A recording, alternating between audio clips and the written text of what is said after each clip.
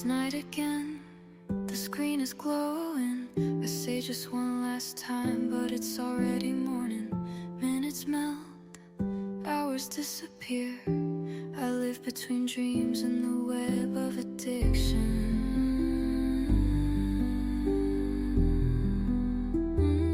This is my fight.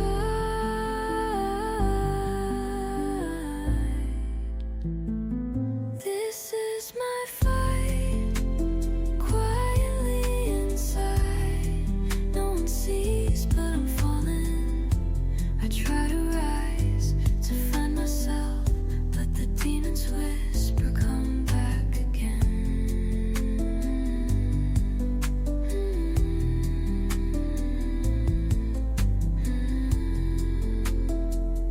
Come back again.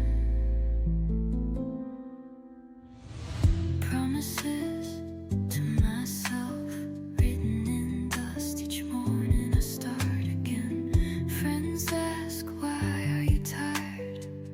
There's no answer, only empty eyes.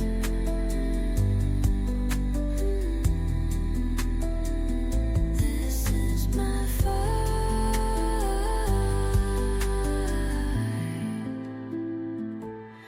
I'm not weak, but this chain is stronger than my will for freedom. But every time I try to leave, hope softly says you're still alive.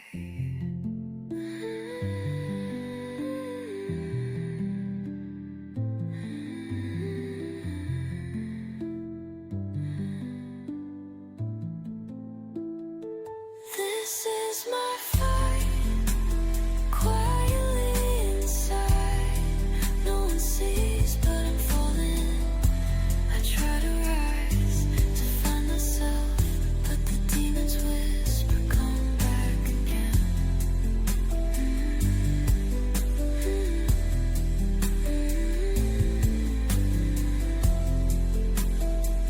Come back again. I won't give up, no matter how many times I fall. Quietly but surely, I will break free.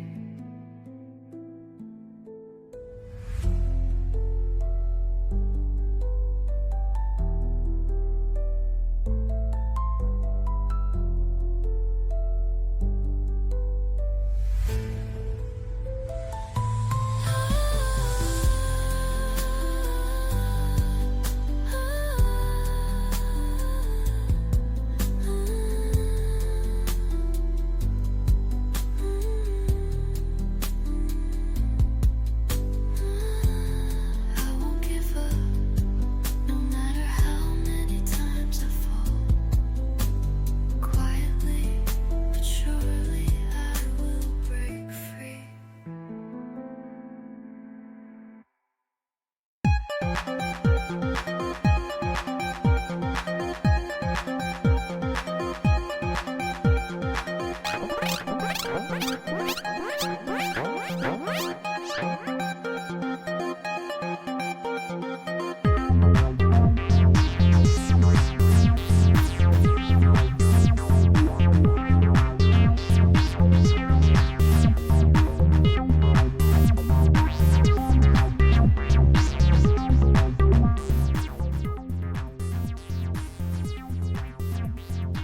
Hello. Hello, Hello. how are you doing, Steph? I am doing okay. How are you doing? I am doing okay. Excellent. I was reading a book and I got to the end of a chapter right at the right time, but then something very surprising happened and I had to know what happened next. That's why I'm a few minutes late. Okay.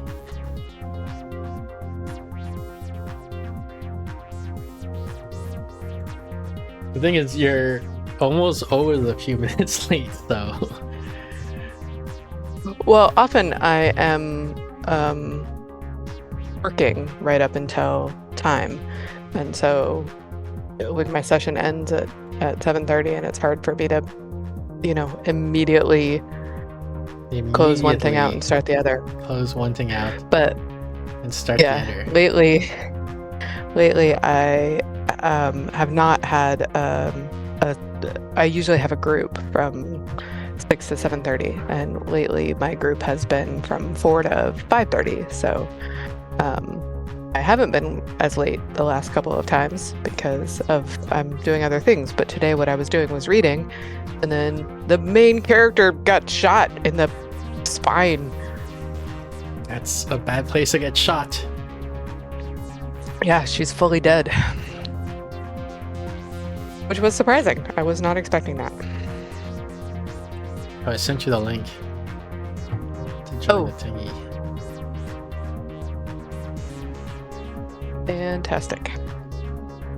You see the screen? I see the screen. Okay, I'm gonna turn something on. Like, so in the I had trouble where the person points or where they draw is not what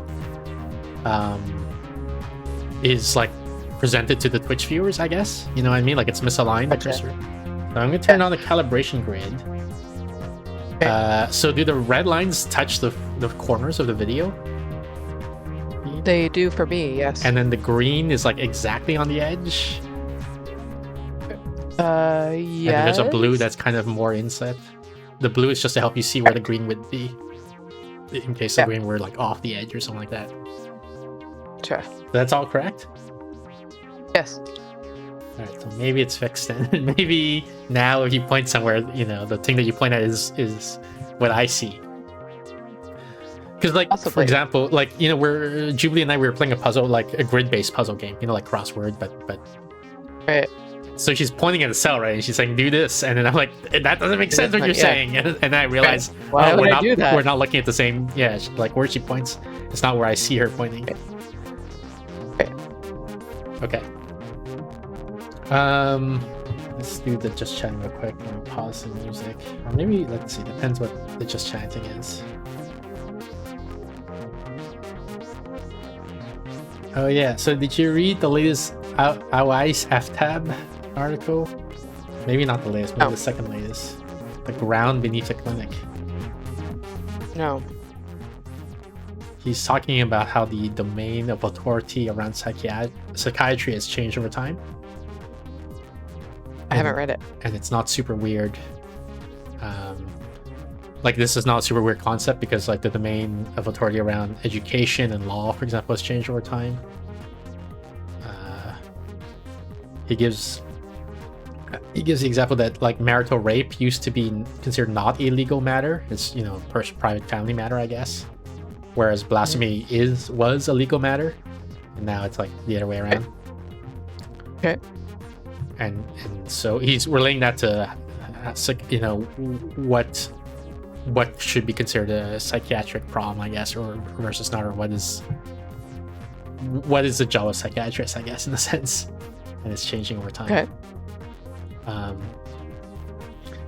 And it made me think about how when I was a kid, I was utterly uninterested in history, the subject of history as taught in schools. Mm-hmm. And my mom hired some tutors, and they tried to motivate me to be interested, but they generally failed to do so. I remember one tutor admitted, like, after I told her, she was like, what what would you plan to be when you grow up? And I told her, a computer programmer. And she admitted she could not find an application for history in my career. There's also, like, so often they quote the adage, like, those who do not learn from history are doomed to repeat it, right? That's a common, but the obvious retort, so obvious that even me as a child, I could independently come up with it, right? Is like, so what's an example of a lesson or an error from history such that if I didn't learn it, I would repeat it? And it's difficult for them to come up with concrete examples, right? Like, okay, because I guess they're like being stochastic parrots, and they're just repeating the adage without internalizing what it means. Okay. But I was thinking, like, maybe I think the valuable, like after reading Awais, not I guess Awais crystallized it, but it's from multiple sources that I'm synthesizing this idea. But it's and I don't know exactly how to phrase it yet. But I think the thing that would have maybe motivated me is this concept of like the way things are now is not how things always was, and so it doesn't have to be this way.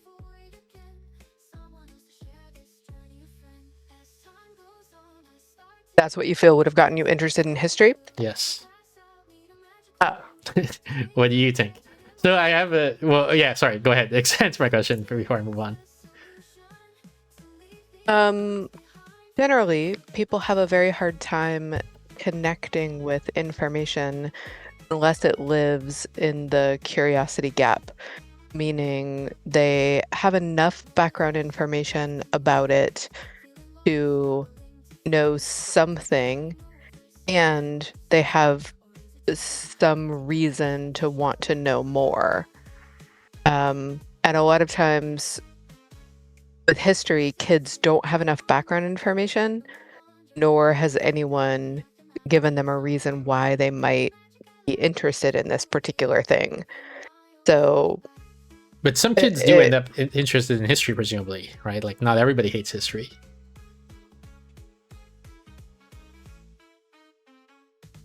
they might be able to get interested in certain parts of it, but I think it's a common experience to become much more interested in history as you get older.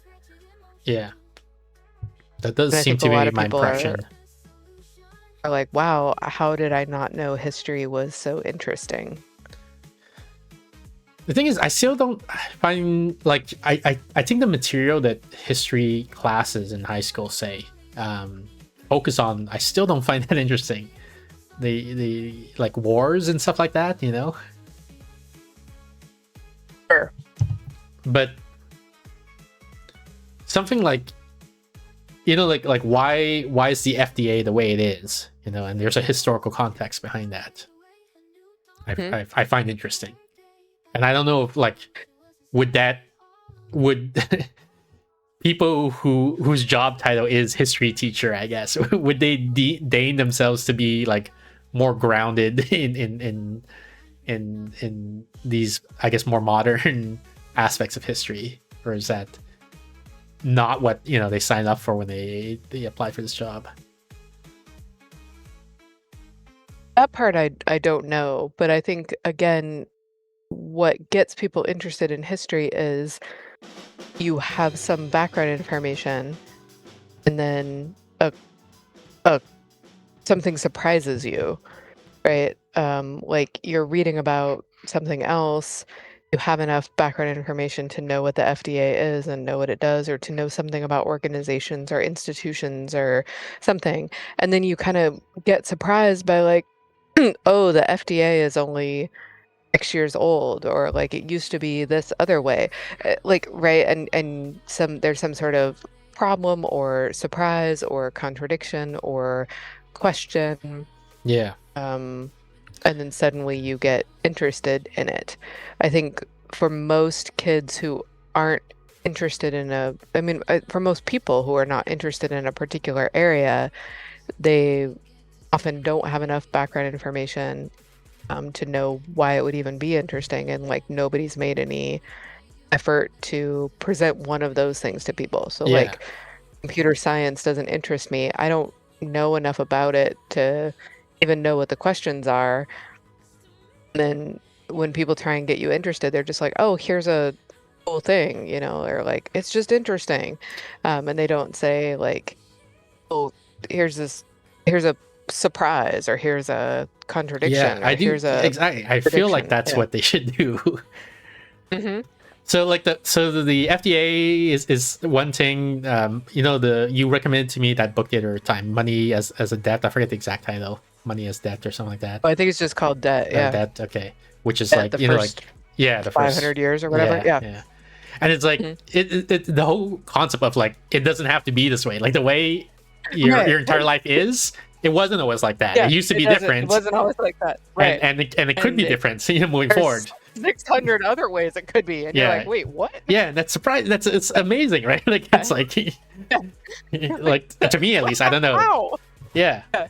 like Yeah. it's like being a fish and seeing water for the first time, right? Like it's like Yeah. it's utterly mind blowing. And so I feel like, why I don't they didn't even teach history like that, right? yeah. Like It's the curse of knowledge when you have a lot of background information and you've forgotten that the reason you got interested was because of some surprise or contradiction. You think that that kids are just gonna naturally be interested in it, and that your job is to teach yeah, them but some I mean, facts or like maybe stories. you're like that for a year, right? But surely by the second year, you realize Surely you're like, actually kids aren't just going to be interested in it. Like, you know, Yeah. you should be getting that feedback pretty quickly. Like, Right. But pedagogy in general is a fairly young profession.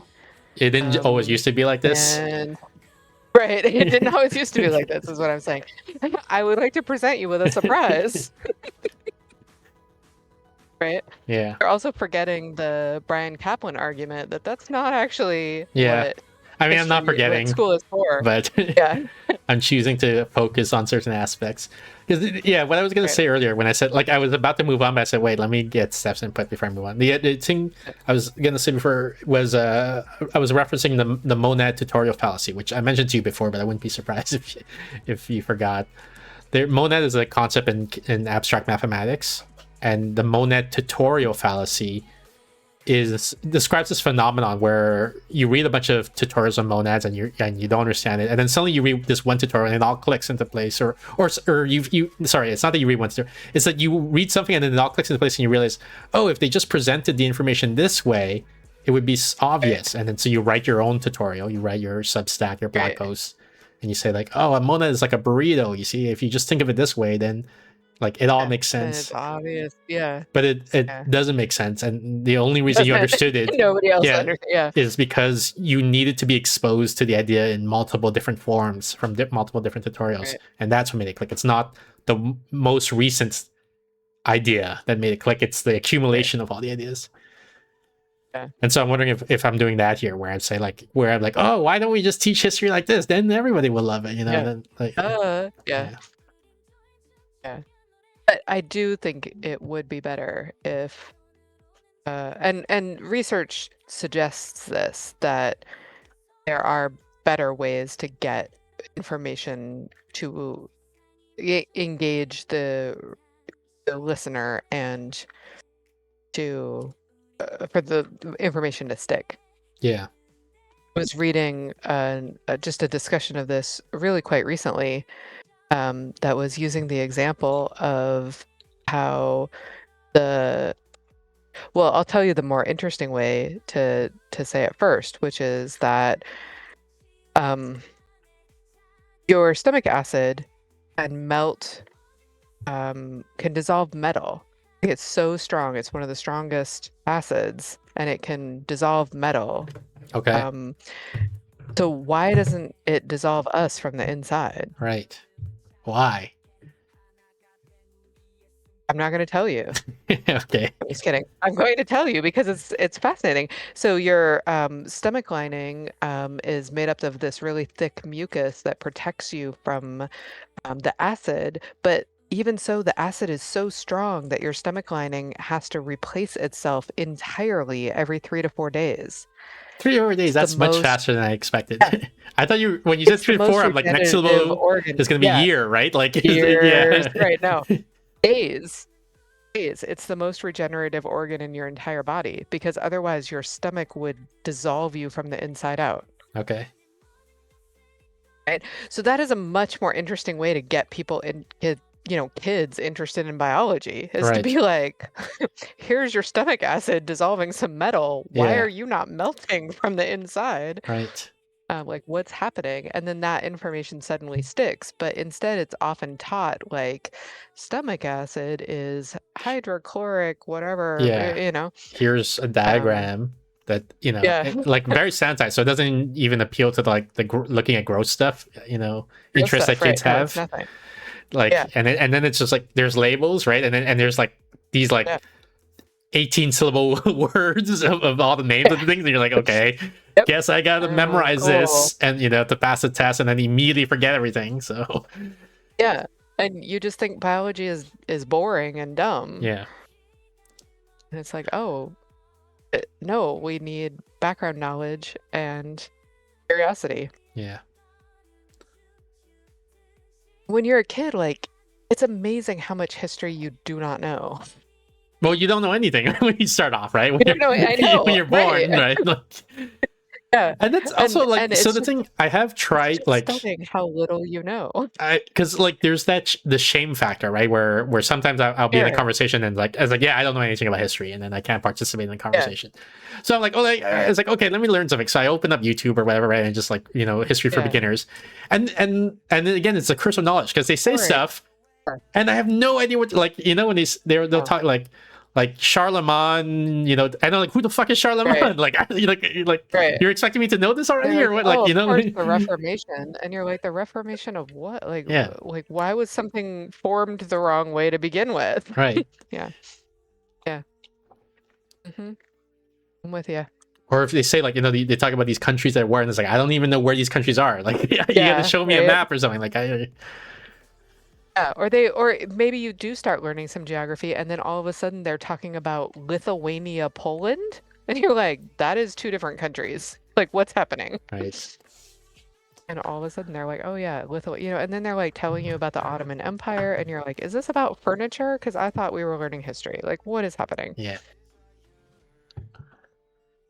All right. The next thing I got is, you remember a while ago I talked about the book I was sort of writing on, which I sort of abandoned at this point now, which is the Japanese guy and the pronouns and all that. And then I told you that they don't really use pronouns too much in Japanese, and you were surprised by that. I am I was surprised by that.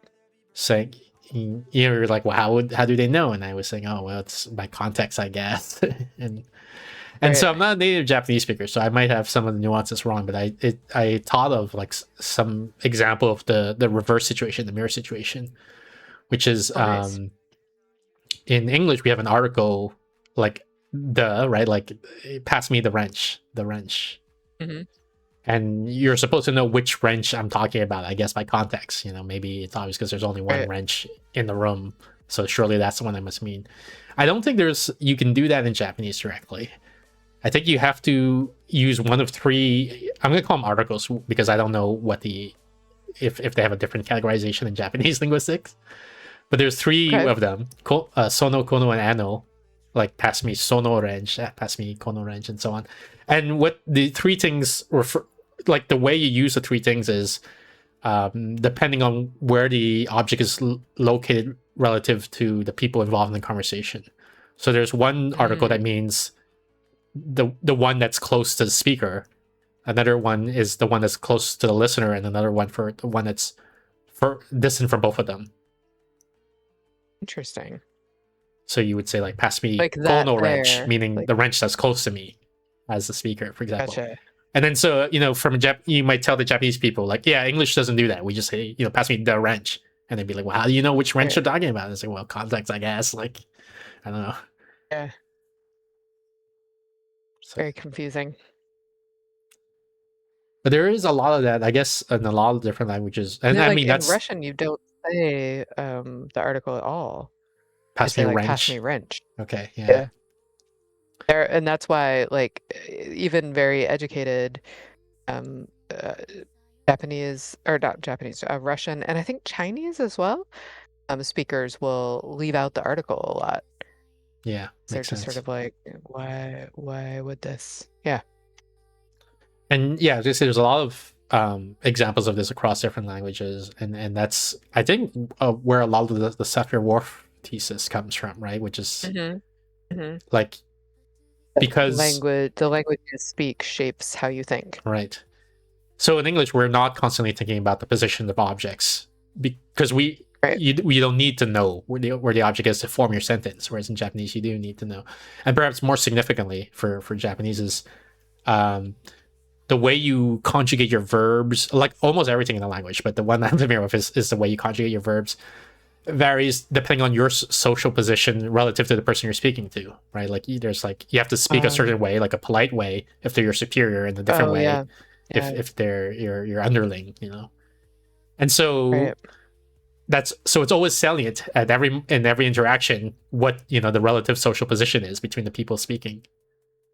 Right. Whereas in English, it might not be salient. Like you might not be thinking about that at all. And for people who might be like confused or saying what's that like, you could sort of, I think you could sort of think about it in the same way that gender is usually pretty salient in English.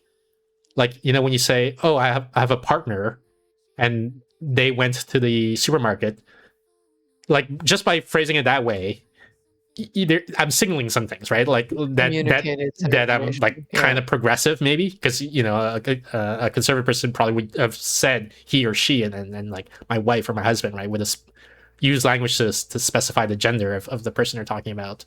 Um, Right. and then like, and so then why did I say it? Like, why didn't I just say their gender, right? Like you pick up on it on the language, like, you know, in the Yeah. subtext, because it's possible and natural to reveal the person's gender, but I didn't, so Right. it becomes salient, you know. And Or if you are, learned French or English or French or Spanish in high school, like they have a formal you and a yeah, casual you. yes, English used to have thou and thee. and you actually And too. I think thou and thee is the right, informal, and you was the polite form. right. And Quakers, some people raised Quakers still do that. You say thou and thee when somebody's like close to you, Yeah, which is so. I'm reading a book where an older book where one of the characters is Quaker and says you like in formal situations, and I'm just like, oh, yeah, oh, that's not. that's how it was I done. think of thou and thee as like old timey Yeah, and therefore fancy. yeah, I guess, yeah, it has sort of the You use it reverse like with your connotation husband. Yeah, nowadays. Yeah, exactly. Yeah. I remember someone was asking me about the Japanese thing with the pronouns, or the Yeah. politeness way, like, and I and when I say like you're speaking to your underling, I like that also has connotations, I guess, to American or English cultures that doesn't quite happen Doesn't for quite, Japanese. yeah. Because when I say that, I guess what an American person would think is, oh, so you're disrespecting them, you look down on them, you dislike them. But no, not Right. necessarily. And I think the analogy is, imagine you're talking to your pet, right? Like your dog or your cat or something like that. You could love them dearly, like, you know, with your life, right? But they're still below you in social stature, right? They don't, your dog can't vote, can't have a driver's license, can't do many of the things that you can do, you know. My dog votes, but yeah, other than that. If like there was a fire and the fireman ran to the house, and he could only save one person, he would probably save you rather than your dog, because he would consider you Probably. more valuable in society than your dog, you know, like. But that doesn't mean, like, you know, we dislike the dog. You know, we might love the dog. It's Right. just, it's completely orthogonal whether you love or dislike someone versus what you think your social standing is to you. I always use pets as an example of, how like we often think that we have reached the apogee of moral progress, Okay, yeah. and that like I don't know and that we we forget. do think that, but I guess like But the like we hypothetical think you we could. would never, yeah, we would think we would never have done all the bad things that people in the past did, like have slaves Right. and um, be misogynists and all of those types of things. Yeah. And it's hard for us to imagine that our future our Descendants. progeny Yeah. will, yeah, our descendants will look down on us, but they definitely will, right? I mean, it probably will, just Um, given trends, right? yes. And it's like, well, what could they possibly? And I am like, well, one day it might be seen as like the height of revulsion that we kept pets plausibly against their will trapped in our house, without the right to vote, Right. without agency. That one, Firemen didn't save them.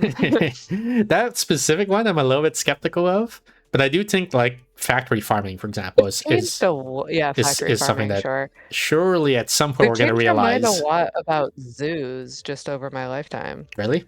Like zoos used to be considered, um, like that's where animal lovers went on the weekend. Yeah. Like you would go there and like see animals and commune with them, and it would be great. And now zoos are seen as immoral and I um, did not get that in my zeitgeist. I mean, I don't know. it's strong in my zeitgeist.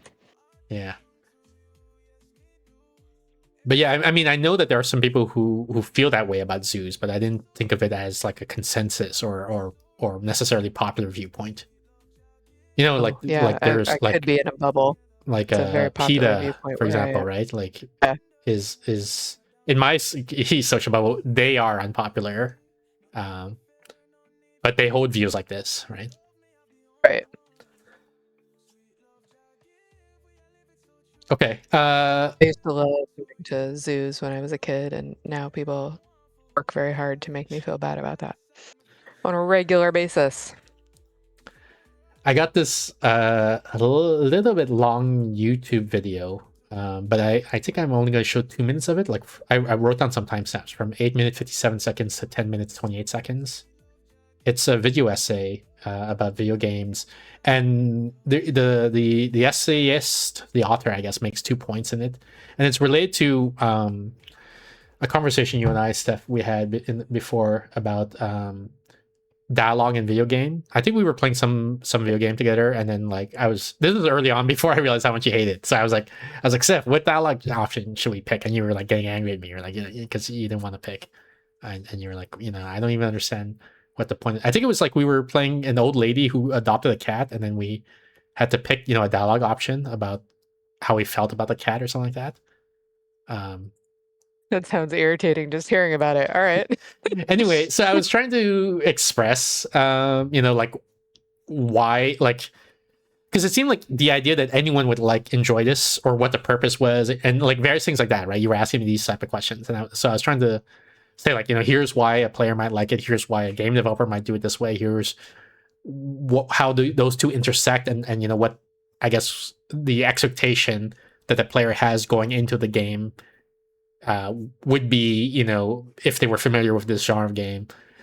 Because you were asking me, like, for example, like, we don't know anything about this lady, so how could we possibly know, to pick, if she likes a cat or she hates a Oh, I cat? do remember that. Yeah. And I'm like saying, well, the thing is, like, as a player, I don't know, like, because this is the first time I'm playing the game, I don't know where this is going to go, right? It's possible, like, there's several possibilities. One possibility is that our character is a blank slate or an avatar, like and so the idea is we as a player express, we say like we like cats or we don't like cats, and then so whatever we pick, that's going to be what the character is. Or it could be like maybe there's a wrong choice and you pick it, and then the game chastises you or punishes you in some way, or there's lots of different games that do different things with that, and so I didn't have a clean answer for you. Anyway, so this guy touches on those same topics, and I don't know that he necessarily will answer to your satisfaction, but it might just be interesting to get another perspective on this. Okay.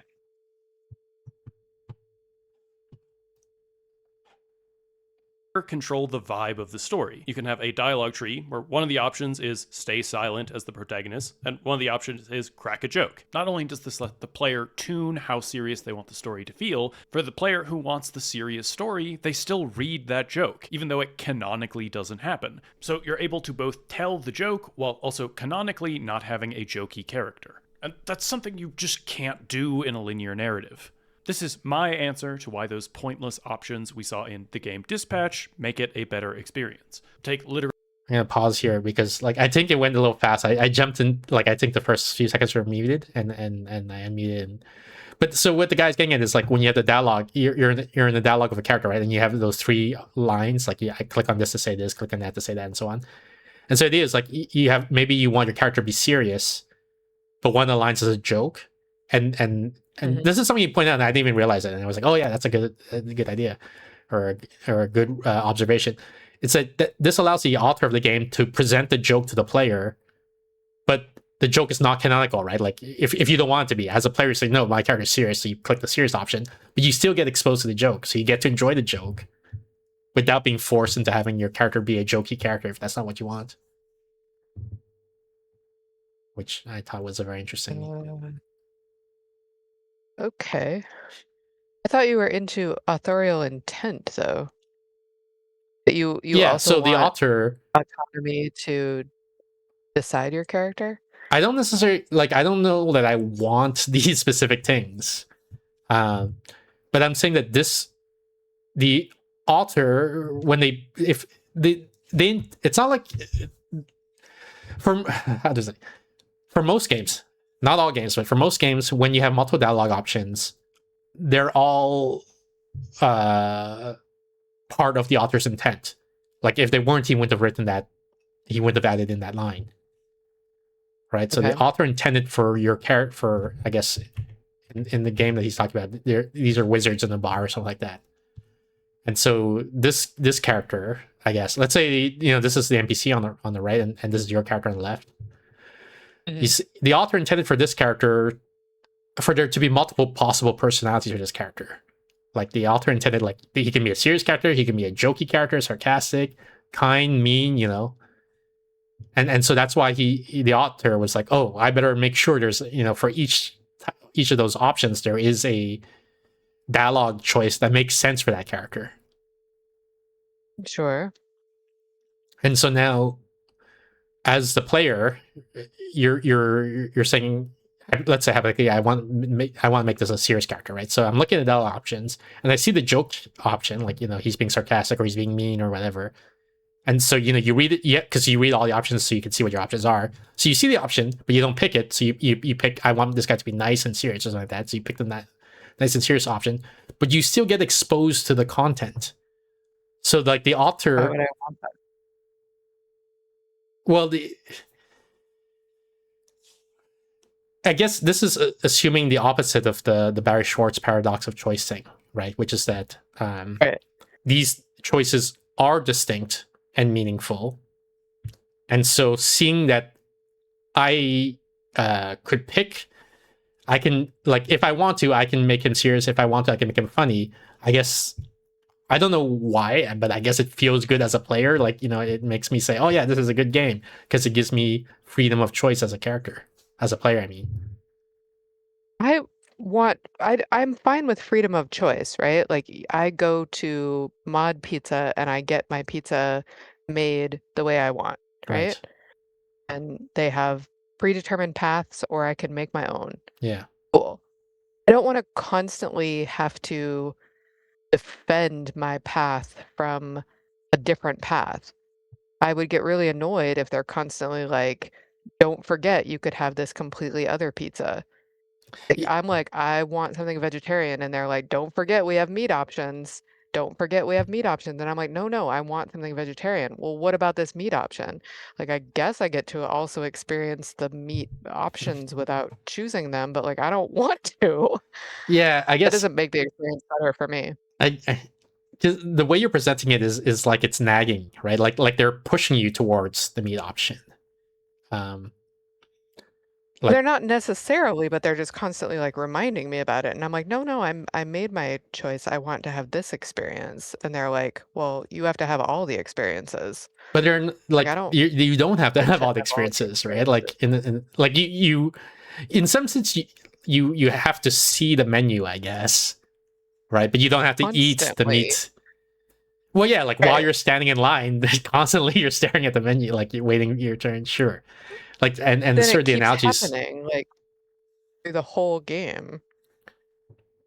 Yeah, but and I mean, depending on the type of game, like that might be the fun of the game. That's like the point of the game, right? It's like is to make I choices believe you.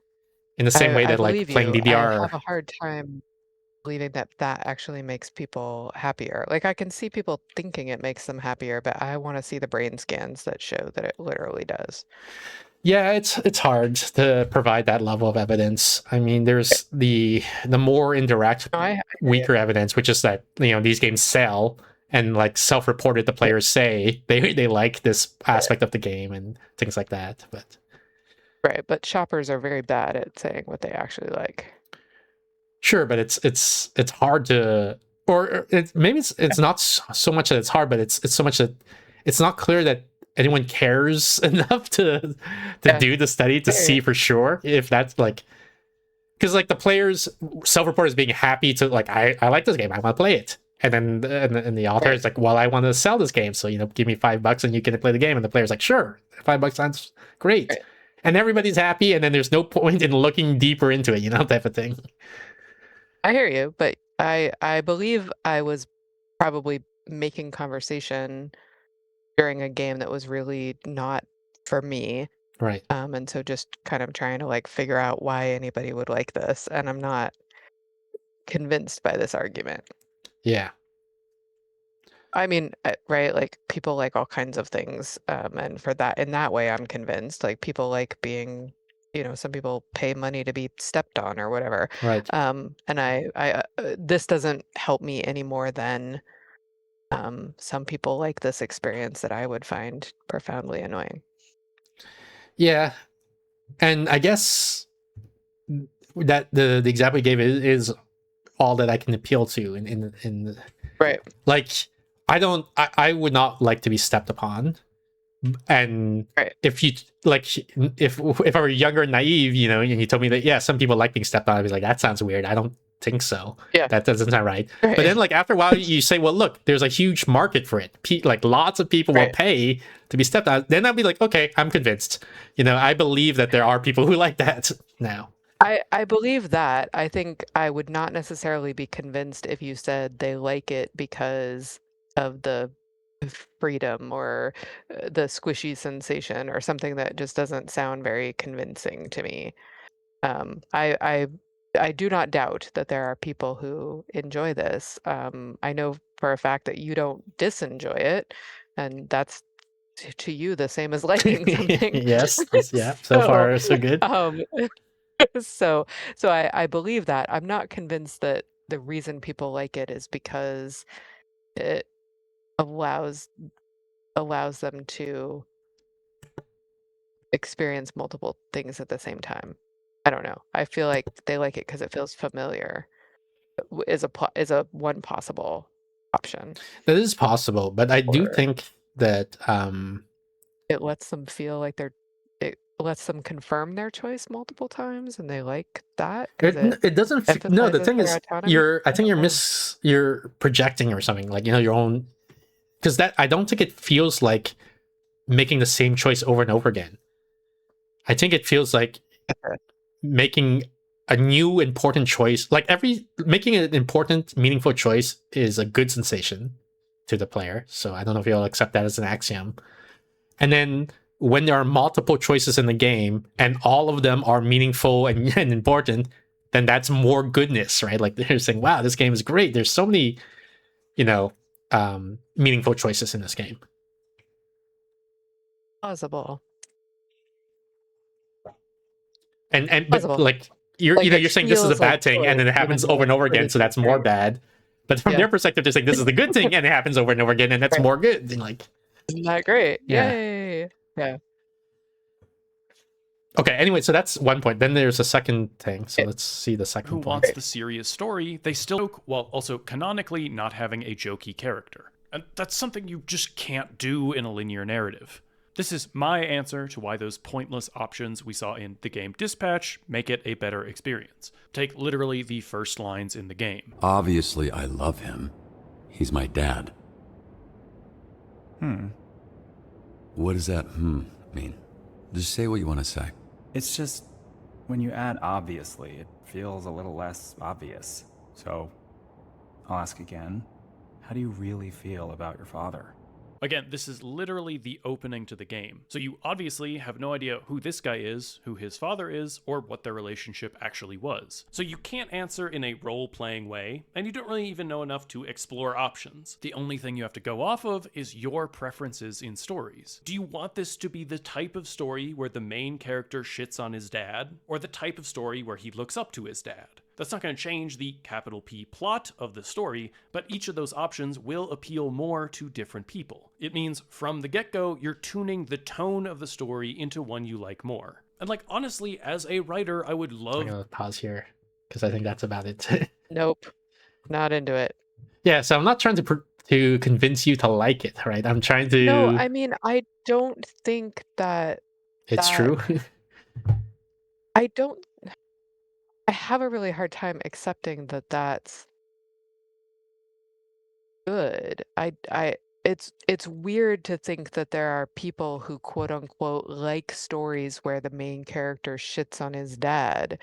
Like that's part of why it's so frustrating for me. I like stories that present one of those hooks we were talking about when we were talking about why somebody would be interested in something. And so I need you to present me with a surprise, with a contradiction, with a problem to solve, right? Like I don't just say like, wow, I'm gonna love any story where the main character shits on his dad. Like that just doesn't that's like thinking I'm going to be interested in history to me. Like, oh, if you just start talking about the monarchy, I'm going to be, some people just really love the monarchy. I don't think that's true unless people have a ton of experience with the monarchy and are hoping for a new angle on it or a new perspective or uh I don't know, the comfort of the past thing. I don't actually think that that's what grabs people. I think that's the curse of knowledge. I think this guy is trying to say why he thinks he likes it, but he actually is just super interested in video games or stories or has enough information about them that he doesn't need a hook. Yeah, I think the last thing you said is probably true, but I don't like. I think when you say like, I don't think there are people who will be into any game where you can shit on your father. Like No, no, like I don't I agree that somebody could say like, "Oh, that's something I really liked about that story." But I don't think that that's a natural category in the brain. I can think of stories that I've enjoyed where the characters have done that. I can think about times in my life where I might resonate with that more, although it would really depend on the plot, right? yeah, Like I don't uh, yeah, and so the point you're making now, I think, is in agreement with what that author is saying. I think. oh, I feel like it's in total disagreement, so Yeah, tell so me so how that's you're why hearing it. that's why I'm trying to clarify or I he's I don't think he's saying that there is a natural category called games where you can shit on your father and people are looking for that genre of game and then when they stumble upon this option they're like, oh man, this is amazing, this is exactly what I was looking for. I don't think the I don't think guy's he's saying that either. okay. Correct. I think he's saying that and he's not quite saying in these words, so I might be putting words in his mouth, but I think he's saying that there's this appeal of improv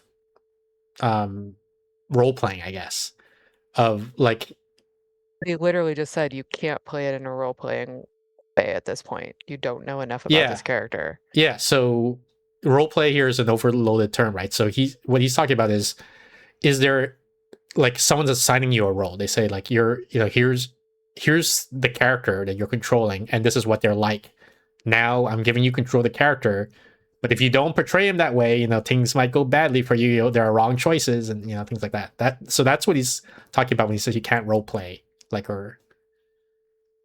But I'm using role play in a different context or now, which is this improv role play, which is you don't know what's going on in the scene, but you are a participant in the scene, right? Like for example, in this example, the guy's like, "How do you really feel about your dad?" And he doesn't mean you as a player. He means the character, and you don't know anything about the character, but you're given a choice. You have to respond somehow. So that's the improv role play that I'm talking about. One of the things they always talk about in role play is that you have to give your partner something specific to respond to. Like you don't just say gun, you're specific to say the bazooka 3000 shrink ray. Because it's very hard for people to respond to when they don't have an affordance. and they don't have something to grab onto. Right. And my irritation is there is no affordances here.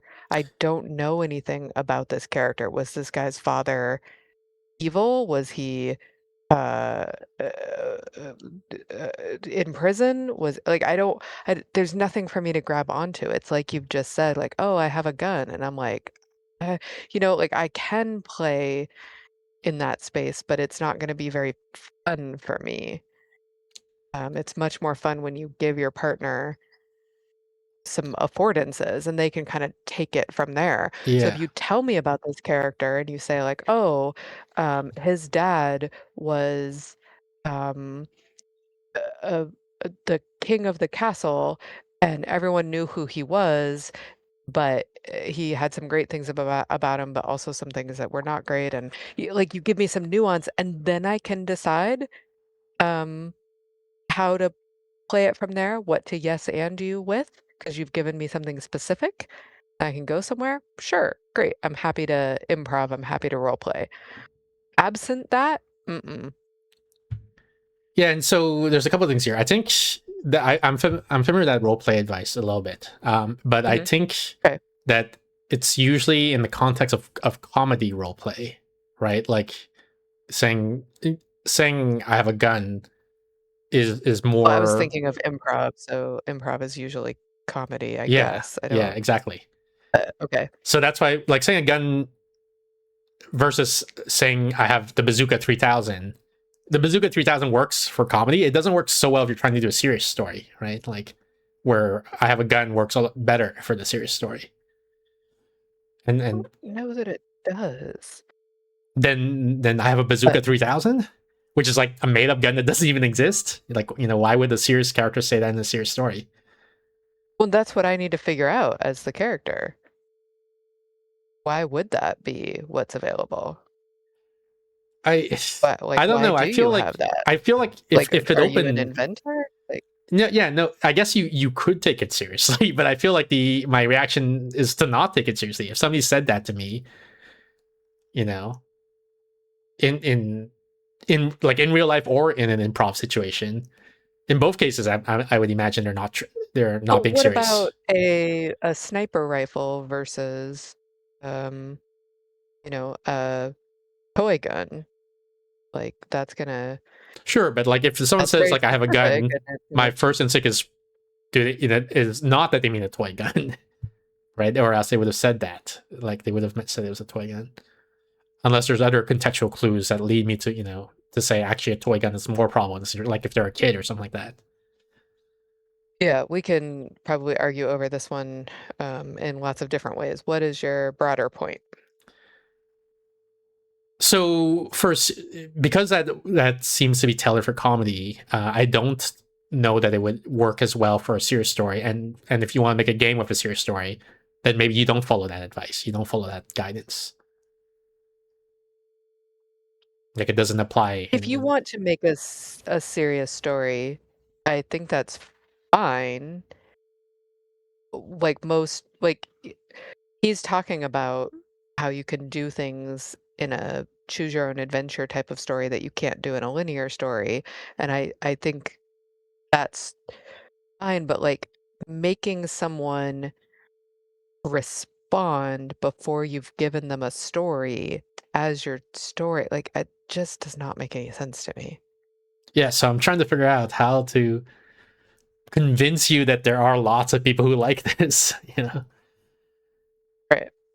Well, I mean, it must come down to personal preference, in part because he's saying like he's making this video to argue with people who think that dialogue is, I believe the word he used was useless.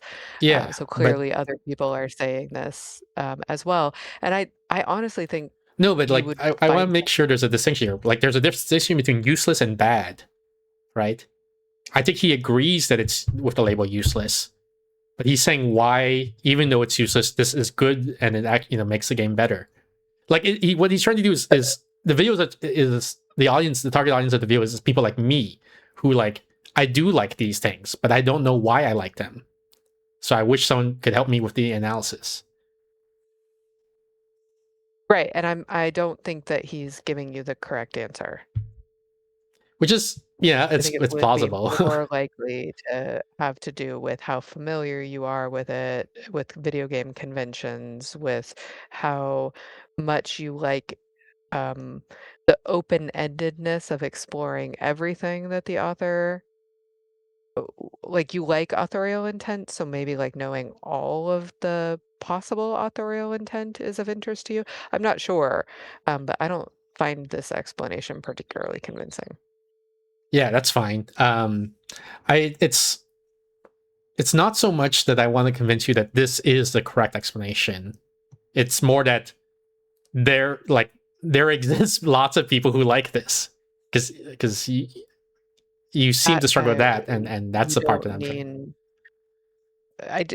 it's fine if there are people who are dumb and have bad preferences. That's fine.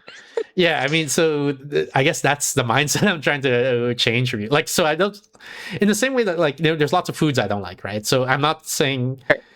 that I should change and like the food, but I should not have the quote unquote false belief that nobody would like this food.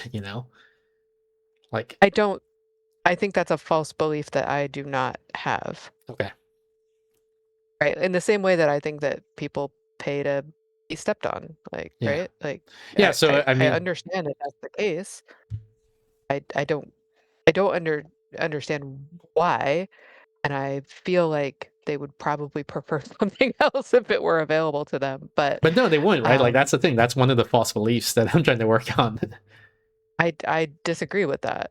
I think that a lot of times people make choices um due to familiarity rather than genuine preferences.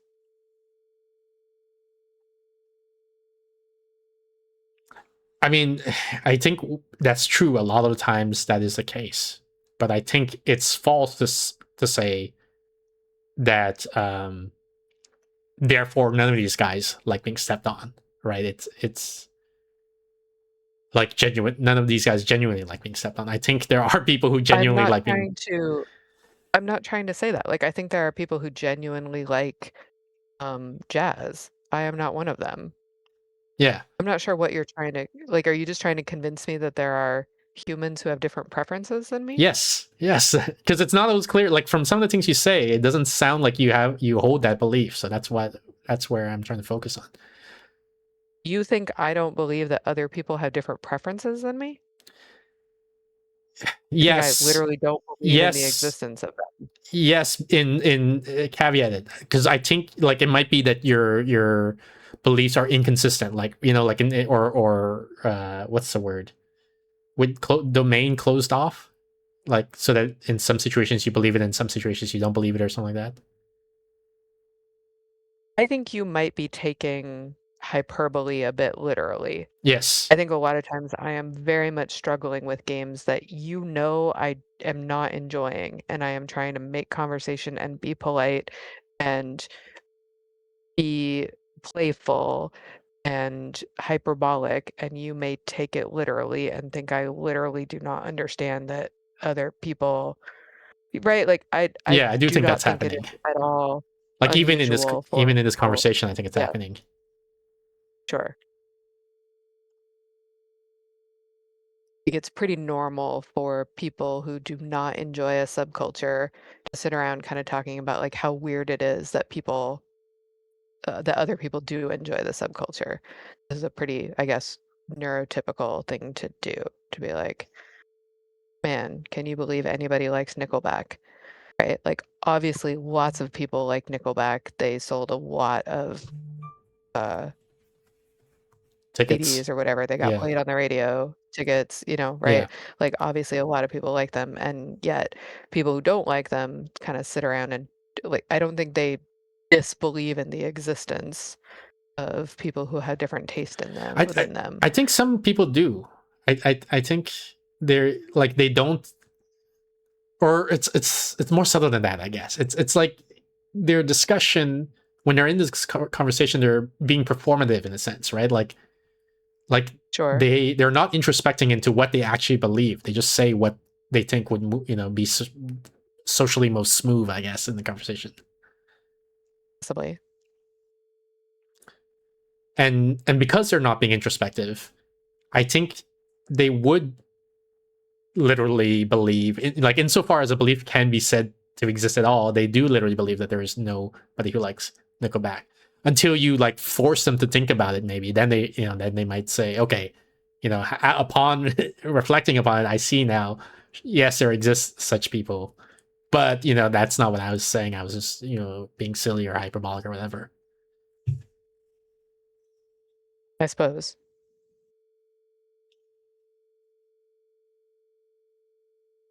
Okay. Moving on to the next topic, I guess. Okay. I released my game that I was working on. You were working on a game? Yeah. I'm working on 50 projects at the same time, maybe. Something like that. I don't keep track of all 50. I apologize. Yeah. One of them was a game. And I released it. I don't believe there could exist people who like it.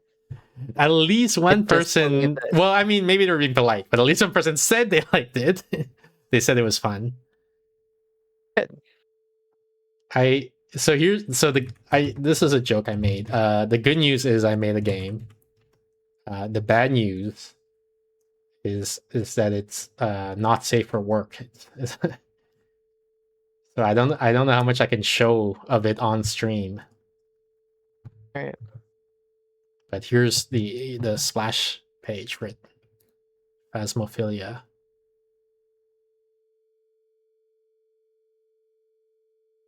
It's like a 18 plus social horror. Wow. Yes. The idea is you and your friends, it's a multiplayer game. You and your friends go into a haunted house and there's a ghost there. And she can't move on to the afterlife because she has unfulfilled regrets. So you have to find clues in her house, like, look around the house and find clues to figure out what that regret is, and then reenact it with your friends so that she can be fulfilled and then move on to the afterlife. All right. So that's the basic concept.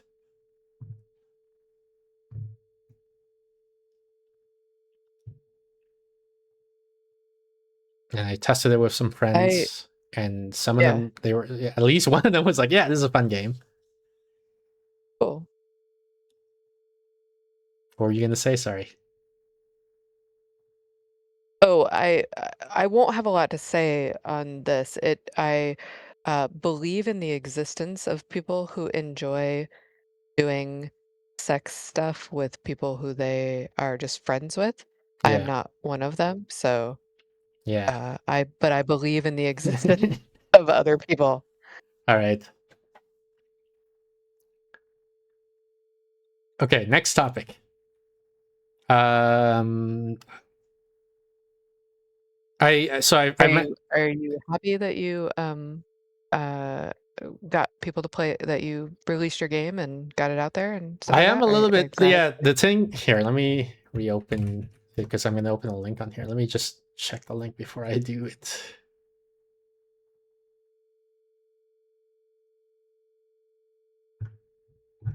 Right. Okay. So this all looks safe. I couldn't remember what it looks like. So here's the site again.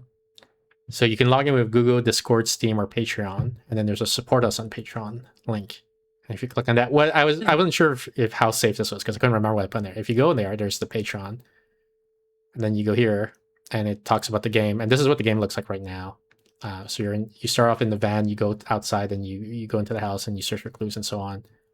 You can put on and remove clothing and so on, and it's talking about how you can.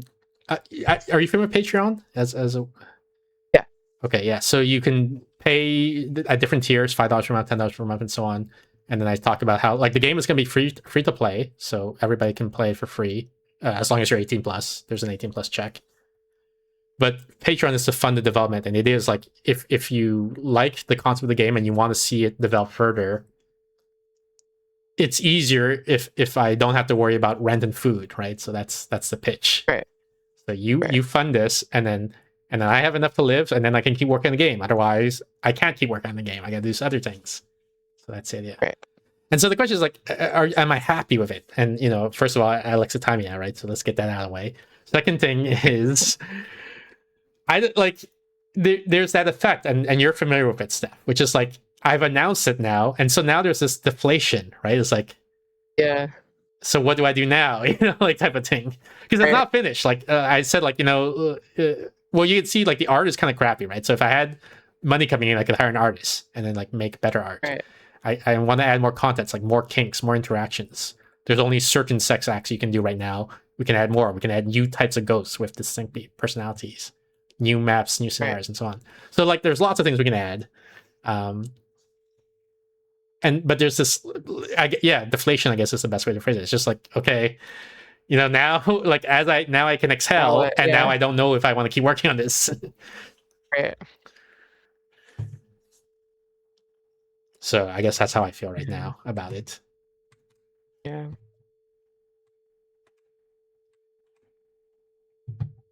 A lot of they talk about it like when people win the Olympics, like they have huge depressions afterwards.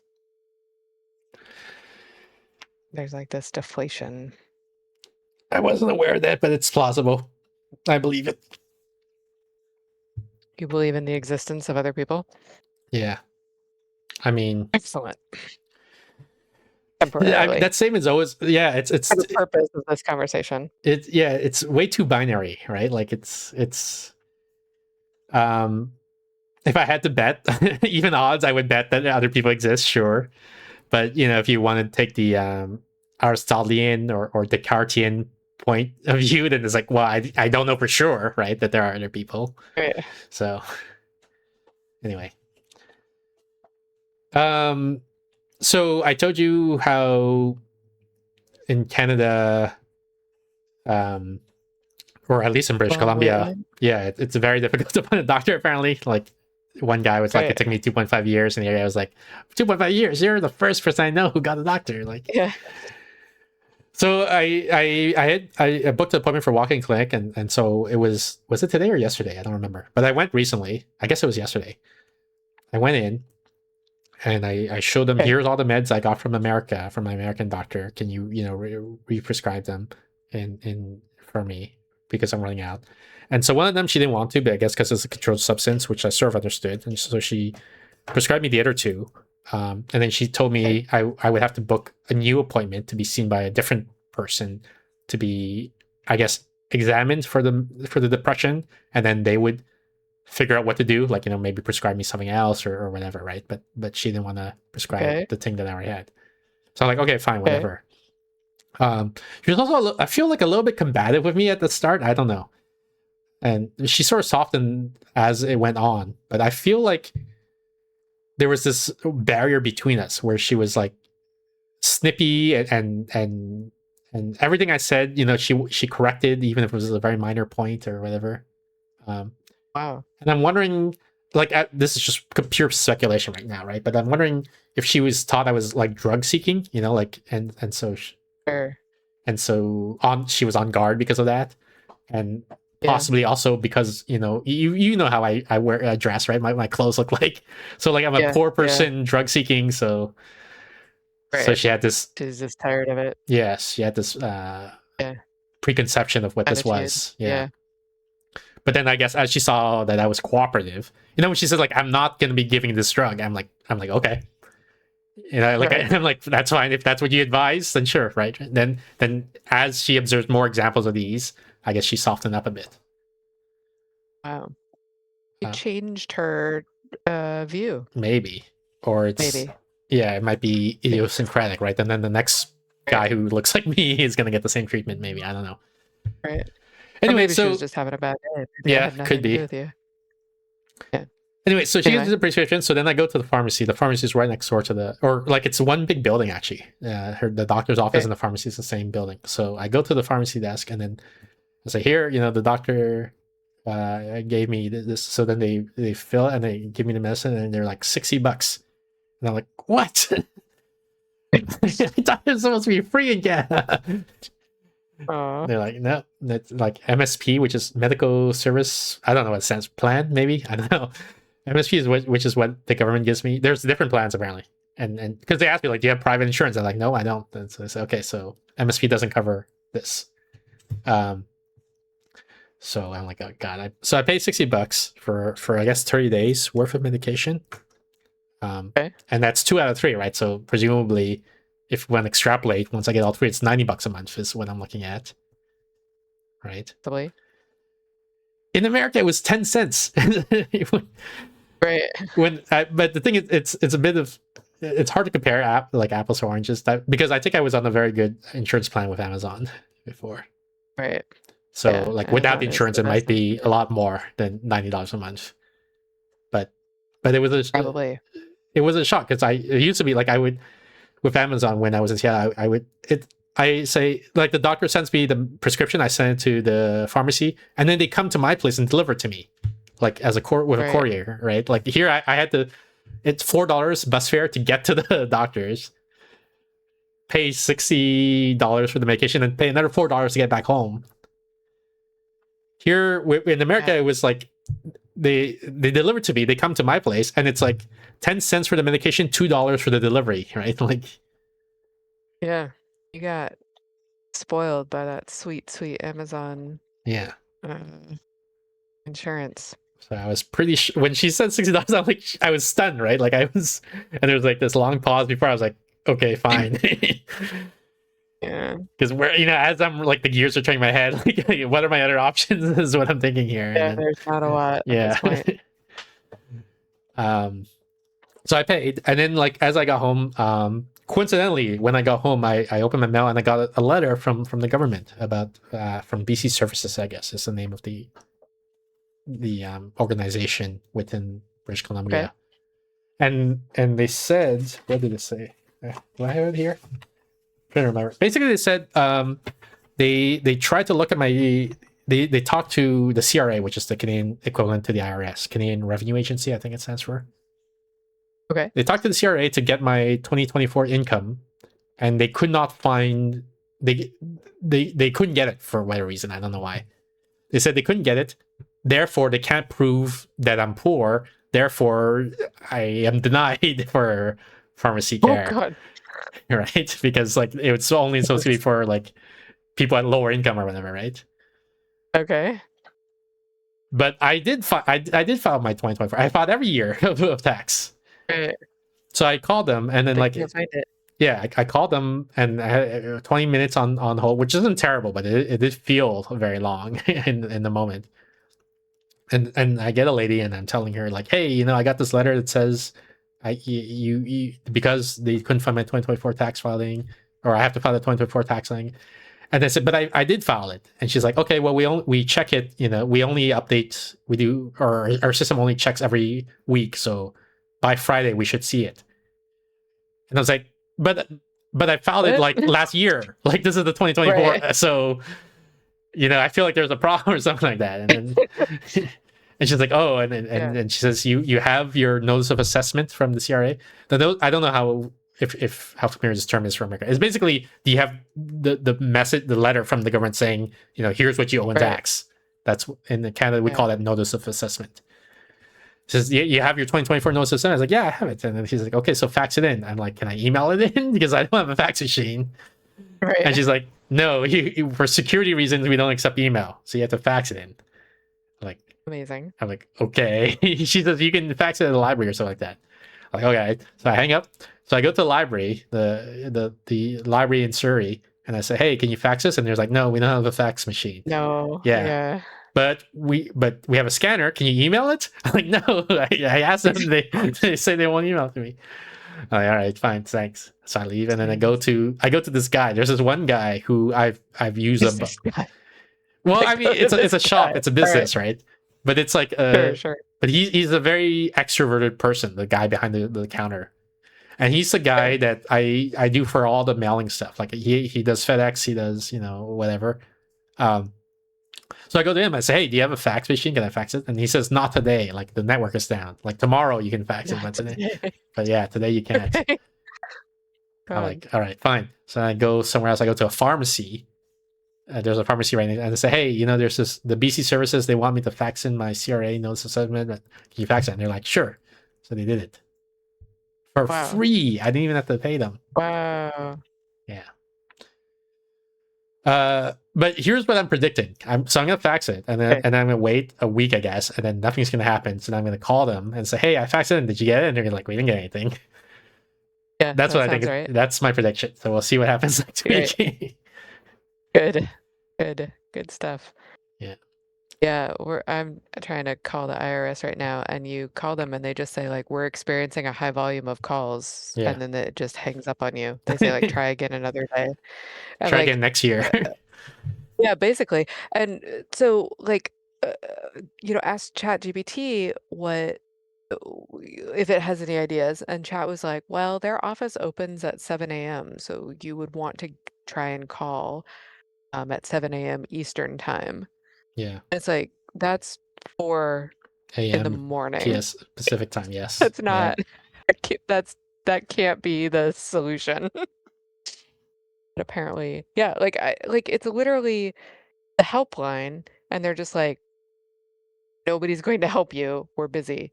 I'll again Yeah, I mean, day. I feel like here's the thing. So with there was that moment where Elon Musk was like, and Doge, and they were like, we're gonna just we're gonna save costs on the government, right? So there's like it's sort of like this. Okay, so here's where we are now. That's my gut reaction. But like, to be fair, it's sort of like that in Canada too. So it's not clear that it's like like Elon really did make anything super worse in that way. Bureaucracies are suffering, man. Yeah.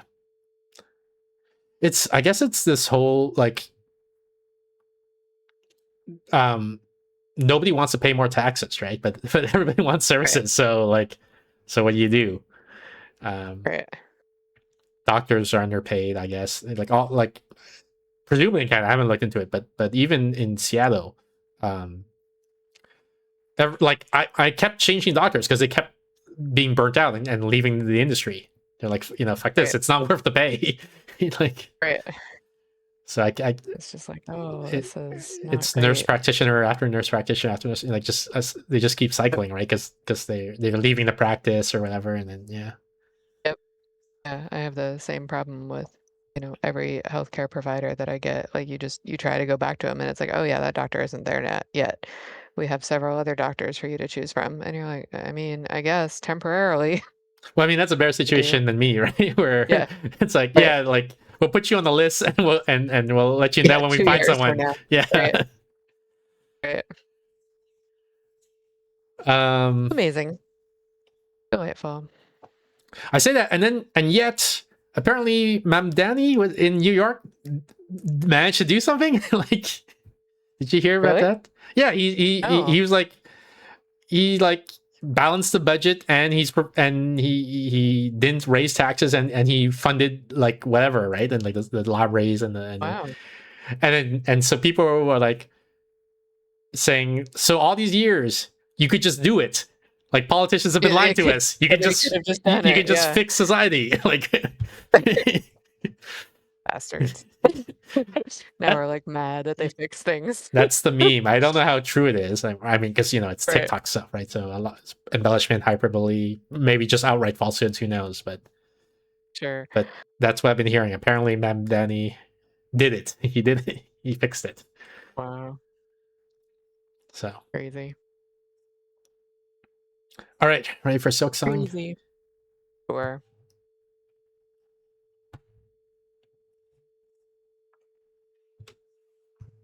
Today we are going to just do everything, apparently, right? We did the last thing. We saved the last flea. We beat the last boss, except for Grandmother Silk.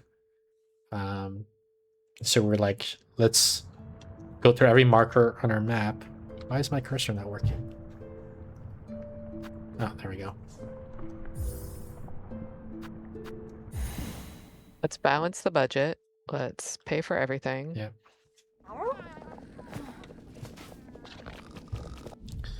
All right, where do we have markers? I guess we can go to this one. So where's the closest thingy? I guess Greymore, which is kind of far, honestly. One of these places are so far from each other. Do you feel that way? Yeah. Okay, so from here I go to there, and then we guess we go to Greymore.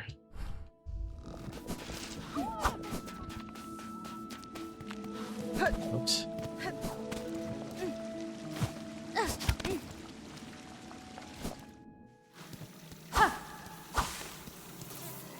Hang on. I'm gonna lower game volume a little bit because it's a little bit loud for me. What's this? Still a bit loud. Oh wait, I'm lowering the wrong volume. That's why. Let's lower this one. There we go. Yeah, this seems good.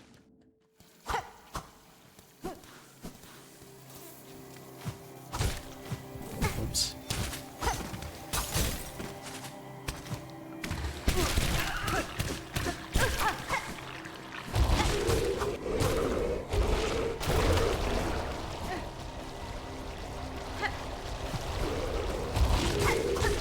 Gosh darn it.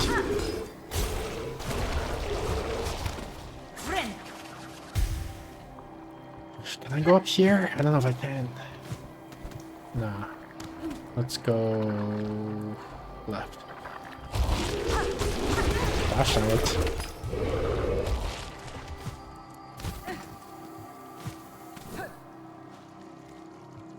Then up somewhere around here.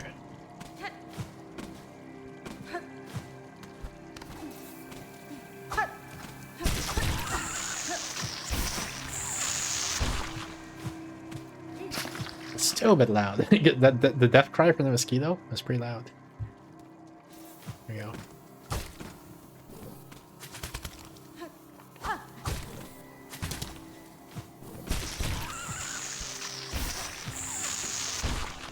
Is this way? Yeah, right here, it looks like.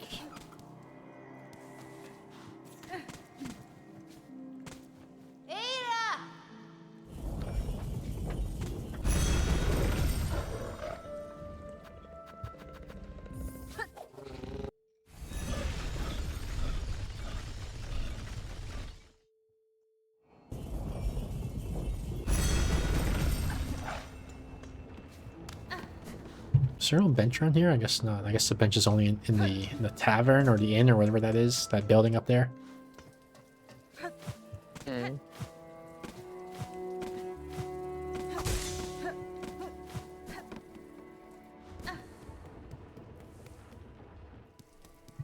Oops.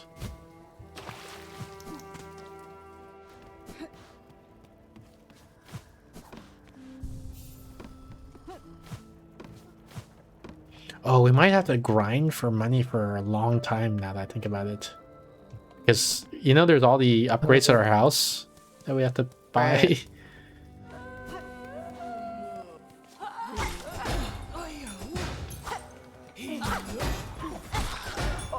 What the heck hit me? I didn't even see. I guess he threw something at me.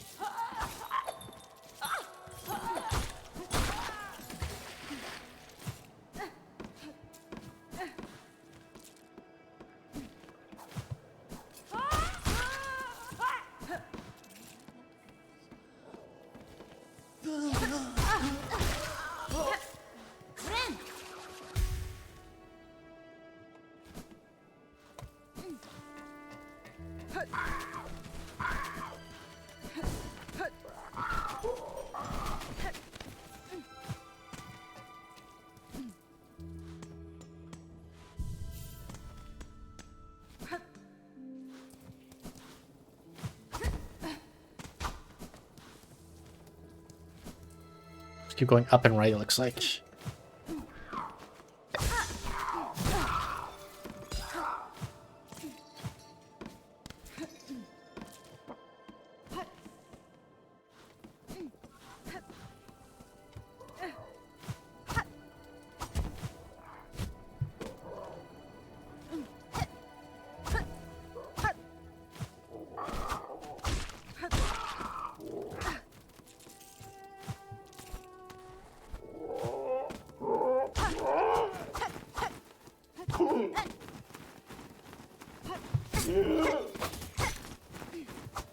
Come on.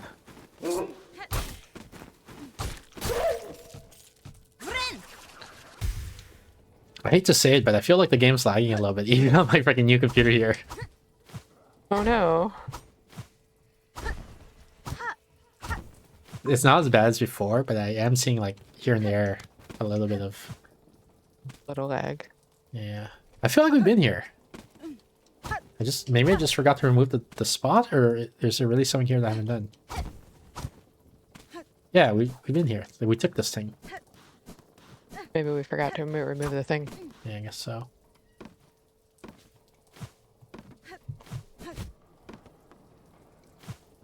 Oops. Alright, so this is done, I guess.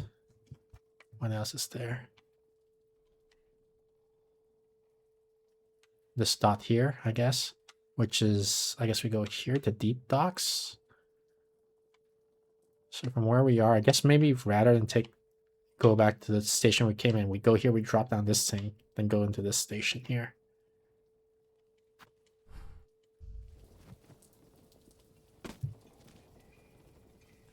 So just down and left.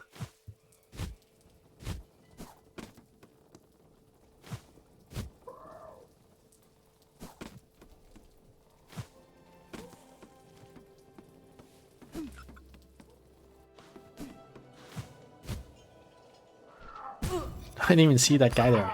There's a bird there. I didn't...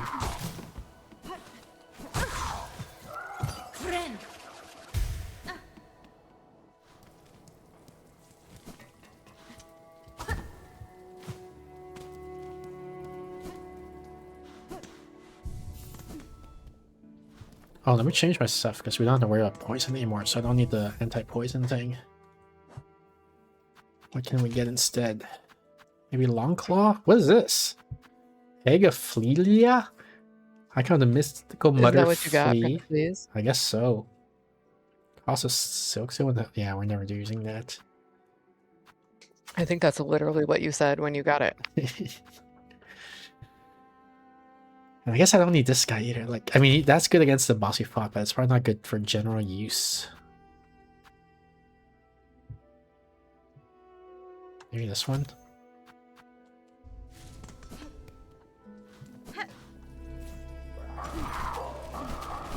No, the one I just realized the one I took is not good either. It's good for bosses, but it's not good for like just general exploration.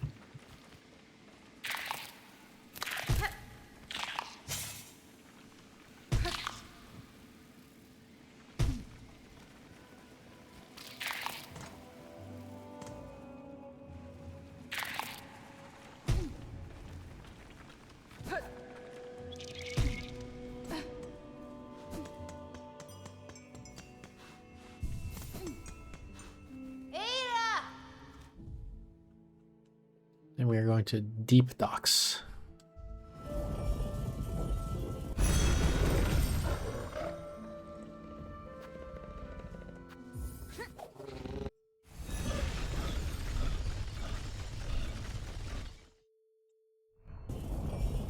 Oh, maybe I should equip the anti-fire tank while I'm here. Is there a bench around here?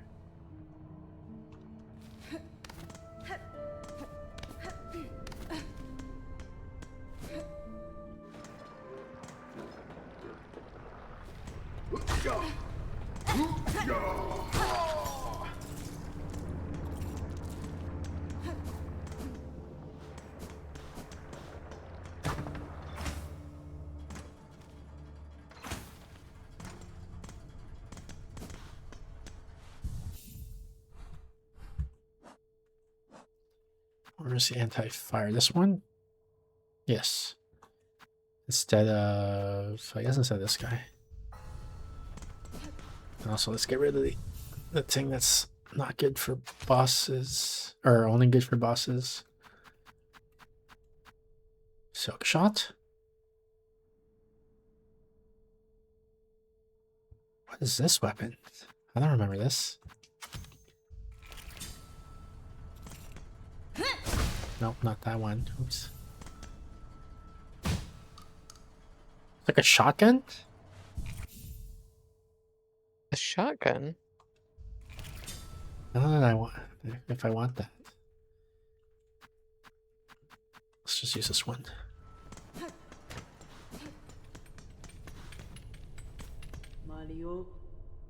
Yeah, we're not buying that. Okay, so that shop is done. So we just go left, drop all the way down, and then we should to the right, and then we should see our bench there. Is it here? No, lower.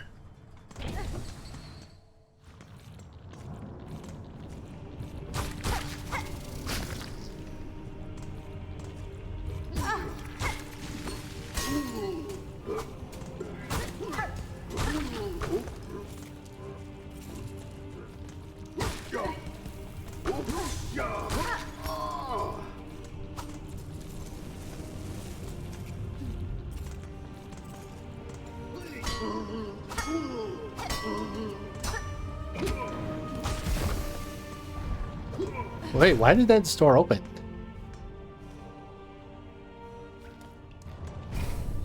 And there's a guy here. Isn't he my my enemy? You're just sweat away your sorrows, miss. The steam does wonders for a mind set sullen or a shell gone stiff.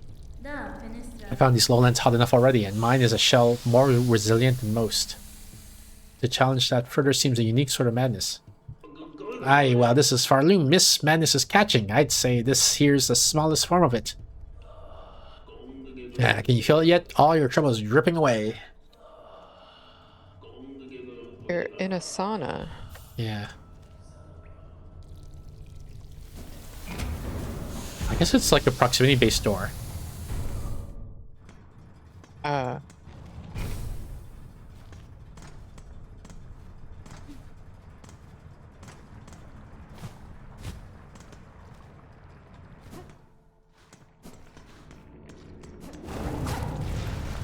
Oh, that hits me too? Apparently. Oh, that hits me, come on! I was barely touching that.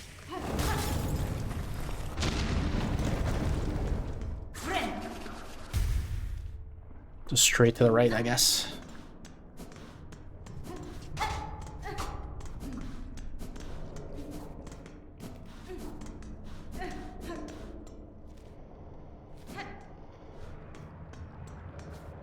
Oh, is this a boss fight? No, this is something we don't know what it is, I guess. Yeah, we need a clamp or something like that here. A valve, maybe. Door shut type and ornate clamp. Okay, so there's genuinely something we haven't found yet. Okay. Do you want to just like Google Silksong ornate clamp and figure out where the heck that is? Sure. Silksong ornate clamp. Let me find my phone. I'll just do it on my laptop.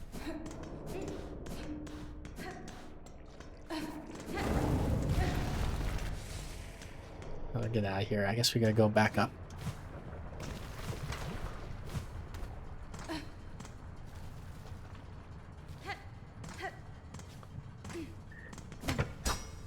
Oh, there's a button on the floor. I'm stepping on the button and that's what opens it. I see. Oh, did you get it? Nope. I'm just trying to It understand says why. to unlock. Yeah. To unlock the ornate clamp in Silksong, you need the diving bell key. The key is obtained naturally during Act 3. Okay. Tied That's to enough. The Dark Below Don't need to know questline. anything else.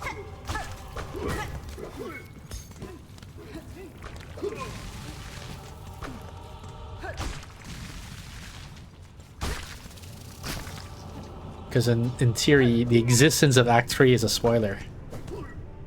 Oh, But even though Sorry. there is an Act 3. No, I already knew, so no one spoiled it for me, so that's fine. I was avoiding Gotcha. revealing it to you. I was not saying that there is an Oh. Act 3. for some reason, I think of this as like a whole bunch of little chapters, so that sounded to me like so long ago. Yeah. Like, oh, so we should already have this. No, we're on Act 2 right now. Gotcha. It didn't occur to me that it was a spoiler. Yeah. If it even is. Yeah.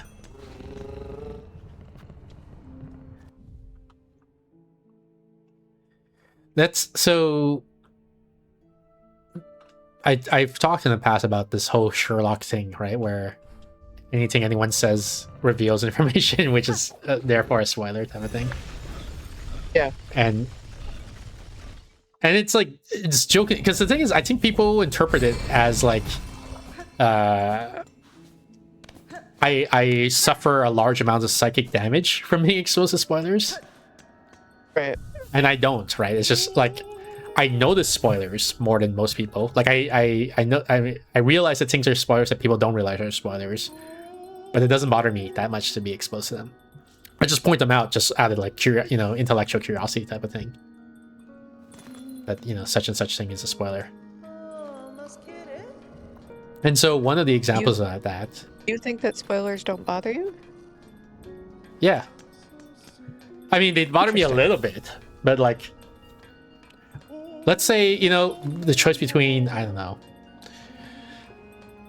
getting a mosquito bite or hearing a spoiler. I'd rather hear the spoiler, That's how little it bothers me. Okay. Well, this is like to calibrate a bit. Like I was gonna say, imagine someone mispronouncing my name. Like they call me Nibu instead of Nebu, right? Or a spoiler. Well, I rather they call me Nibu. So there's the two boundaries for you. It's somewhere between a mosquito bite and someone mispronouncing my name. Okay. But look, we have a new quest here. See this dot here? This gem or whatever. Silken Soul, caretaker of Songclave. Oi, I'm wishing for that bothersome bell ringer. That you reading this? Then head up to beside the shrine. Might we be to have a little chat? Why would he leave the thing here? I guess, or maybe he leaves it in every town? So that to go back there? Because otherwise I would have never thought to go back there. Right? Like I'm thinking in terms as a game designer. What if, you need to go back there, but the player doesn't realize they need to go back there?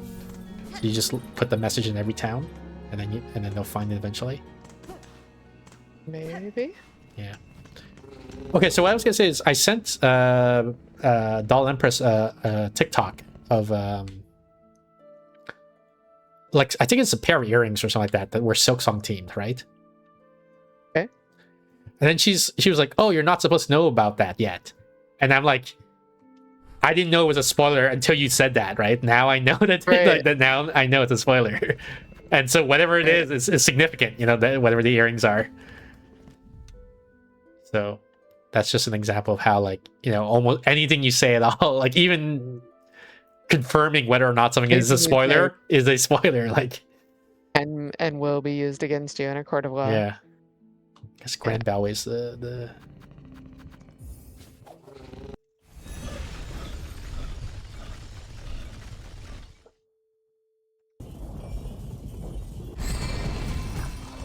Yeah, I just assumed they were like cool looking earrings. I didn't realize, they were significant in some way. Well, now you know. Yeah. Is it no, it's not Coral Chambers. Where is the name of the place we need to go? I don't think it's Coral Chambers. Maybe it is. Let's see. Where are we on the map? Where are we on the... Oh no, we're all the way to left. Okay, so it's not this place. First shrine? Maybe it's first shrine.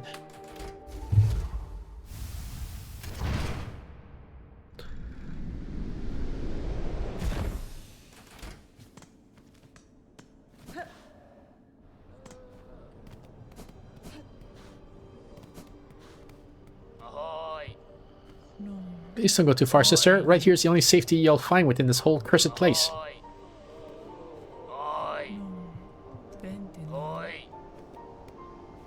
All these marvelous healing supplies. Surely they at least are some proof of the Citadel's holy nature. It's feeling almost time, eh, Bellringer? You and her who waits up there. That fated meeting won't hold forever. Ready to make your play to oust one ruler and claim her place? I'll not deny some part of me desires that outcome. Dominance, it seems, is baked deep in my blood, as too, no doubt, for the one up top. I gotta send a screenshot of this to someone. And yet, another part resists. A part over time, I find myself siding with more. Wait, and yet another part resists a part over time. Oh, okay. She's saying she doesn't want to do it. That part wishes not to claim a monarch's mantle, rather it would see my freedom regained and this kingdom's bug unshackled from their pale chains. A remarkable idea you're speaking there, bell ringer. A world cut free. Not a wish I've had much cause to hope on, serious like, but I ain't so surprised to hear you speak it. For all your helping, I've been seeing it clearer. You've still got the monarch in you, all right, and the glare of a weaver, but the ambition, that's wild, different from both. So I guess this is the part where it confirms that the grandmother is our mother or one of our ancestors, because he's saying you've got the monarch in you. If you have already guessed to my desires, sir, and share some part of it, would you offer me aid in the conflict to come? Aye, maybe, yes. I can barely bear to tell it, but there's an idea one rare discuss for fear of her up there sensing the score. You've conceived a method, I take it, a way to see a monarch removed and me left free from claiming her station? We have, me and what remains of my family. It's a trap of a sort beyond the skill of the citadel. One to go further than just her binding. You'd be just the hunter to set it if you dare enough to try. Grant me your aid, sir. If your trap provides a path to freedom, both for myself and your land's bugs, I may indeed choose to trigger it. What work do you require of me to see your service made? It's my family's strength you'll need be seeking, Bellringer. Us 3 old bugs still alive spread across this kingdom, and one poor cousin dead and drained in a swamp choked rot. Oh, not the freaking swamp again.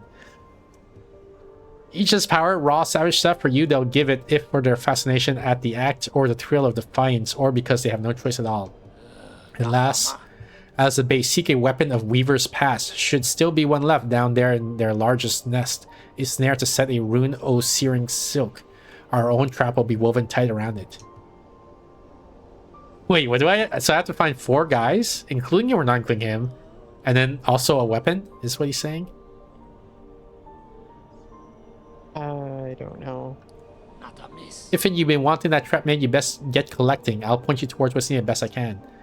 Down in the Mossland, still clinging to her failed chapel, my sister will part with her power if asked kind enough. Down in the Mossland, still clinging to her failed chapel. Does it show on the map where he's talking about, or we have to figure it out? I think we have to figure it out. Mossland? Oh, it must be here, right? Moss Grotto and this bone grave. That's his sister?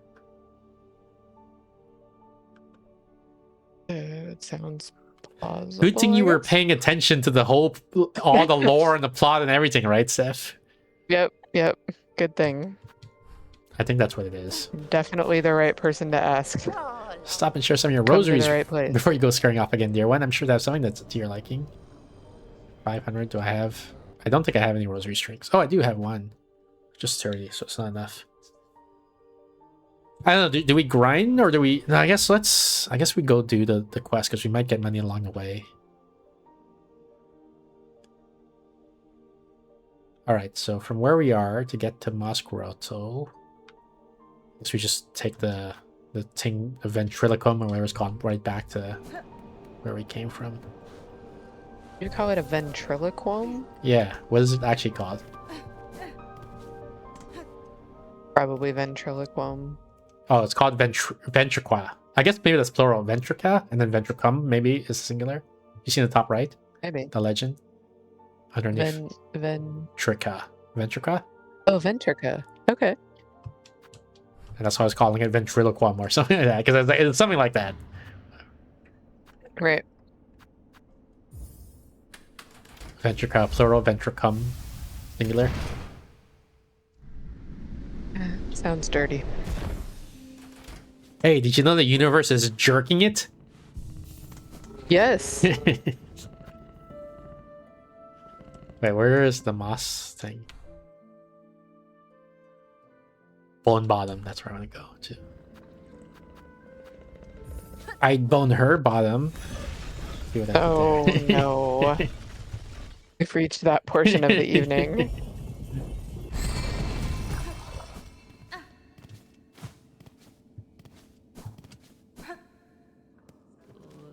Check the job board real quick. No, looks like there's nothing there. How about this guy? Times are hard, so fresh supplies are always welcome. Bugs arrive here with nothing and often leave without much more.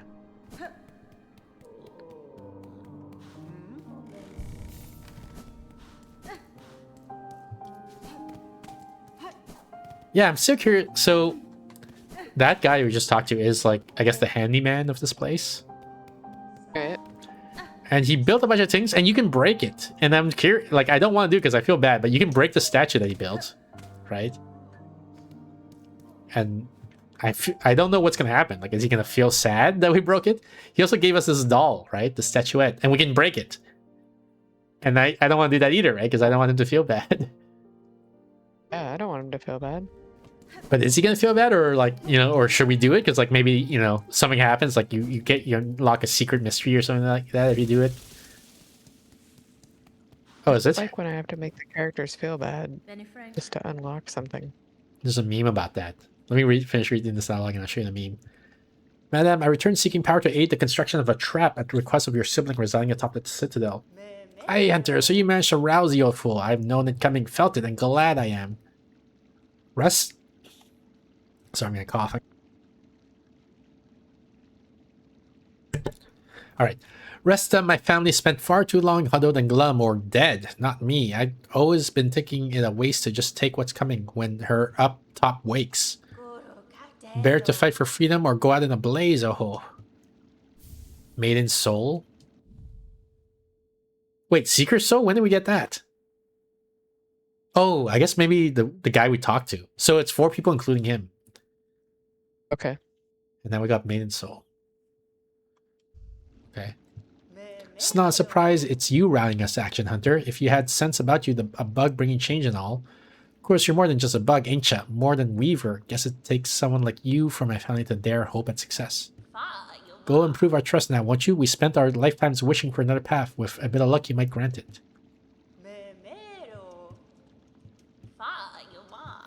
I like this part.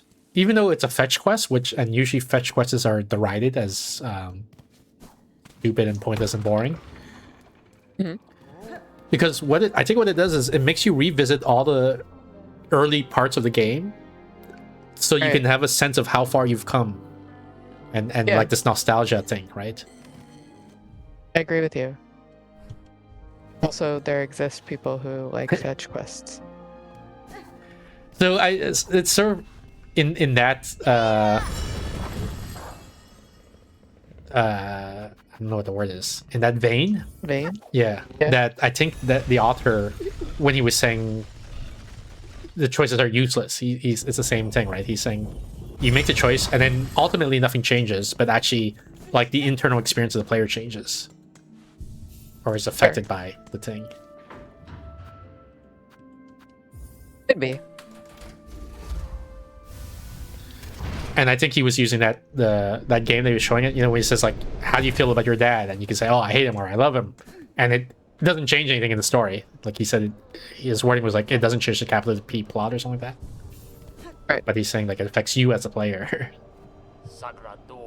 Right. My argument is it is not affecting me as a player because I don't care. Understand any of the ramifications of my choice. It's like saying like, do you want to, you know, which of these women did Henry VIII, you know, most want to be married to? That is maybe a plausible speculation if you know anything about Henry VIII, but if you don't, like, it's just meaningless. Anyway. If you ain't watching that trap... Oh, I first have to show you the meme. Hang on.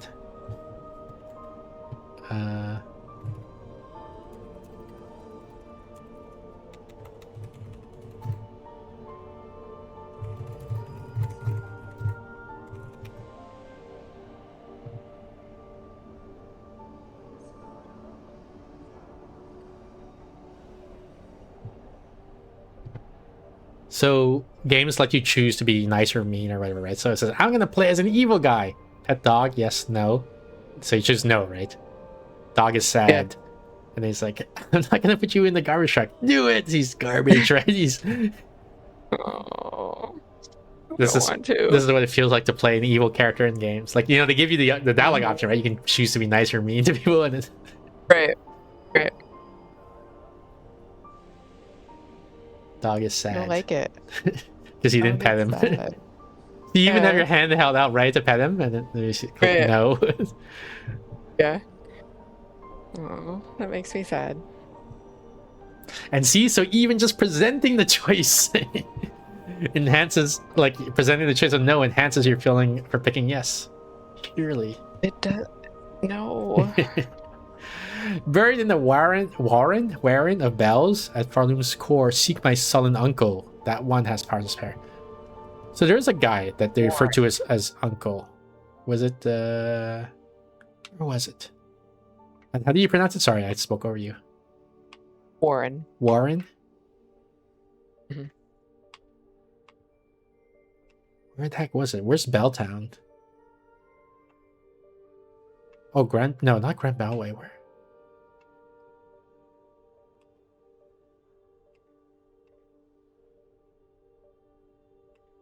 Is it Grand Bellway? I can't.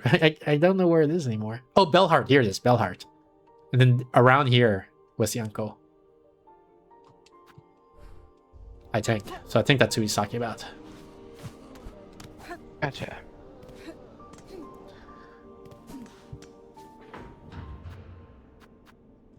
And you see, Steph, this is why it was important that you pay attention to every line of dialogue. Right. So you know Right. exactly Good job that I did that. who Thank goodness. when someone I says did a someone Good job with that. I consult my notes. My meticulous notes. in the old days you were expected to take notes when playing these games. Yeah. But nowadays they sort of took that out. Like they have like lots and lots of games have built-in journal, including this one, right? Which is like here, like it's writing down, you know, here's what you gotta do. Old games wouldn't do that, right? You have to write down if you want to remember, you write it down yourself. But there are modern games. Also map. Yeah, in some cases did not provide maps. So you had to draw your own map if you wanted one. Right. But now the modern games, so yeah, modern games mostly do it for you, but some games, modern games don't do it, and it's interesting intellectually, but it's such a chore. I feel like to draw your own map or write your own notes. So I just don't do it, and then I don't enjoy the game. Like it's, you know, the game becomes too difficult because I'm too lazy to take notes.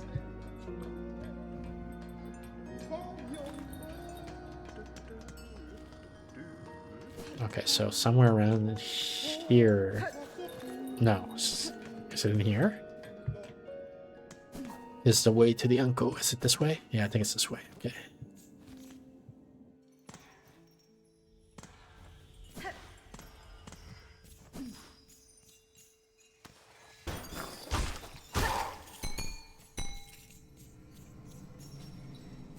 Not here. I feel like it's you go to the somewhere. It's like a path leading to the left. Gosh darn it! I was trying to avoid him. Not here. Oh god, I have no idea where he is. I'm gonna get lost now. Oh, here he is. So the slave comes seeking? I've heard it. Wishing on a world cut free, yes, along with my nephew up there. Sounds he's sunk as simple as you. Will you not provide your aid, Bug? This trap he plans requires power, and I suspect you're hoarding more than most. Oh no, I'll give it. Not in the hope you'll succeed. Bah! In that there's a slim chance. I give just to see that restless energy unleashed.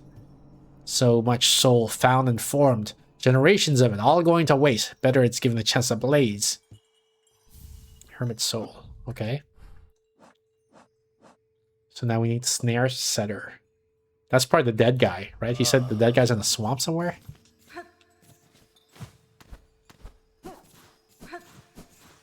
God, how do I get out of here? I'm lost again.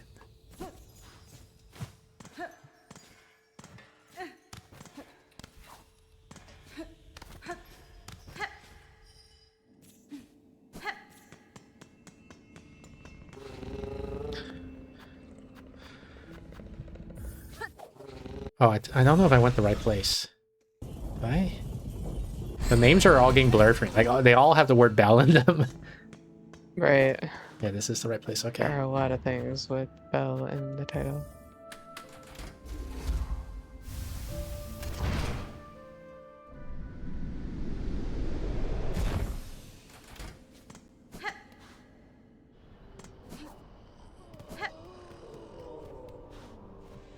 If you want a trap made for the base, will be needing a weapon of Weaver's Pass. Search down low aside the path of bones inside their largest nest. It's a snare device, one to set a rune of searing silk. Aside the path of bones. Down low aside the path of bones in their largest nest. So there's bone bottom, right? Path of bones. Their largest nest. Maybe. Is this weave nest atla? Maybe? Is there anything Okay. else?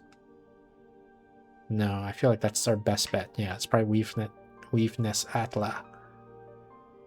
Which, so we go to bone bottom again. Okay. Why'd you tell me that in order so I don't have to go back and forth each time? I was just there.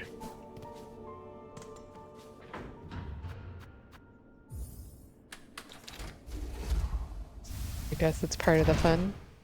I guess.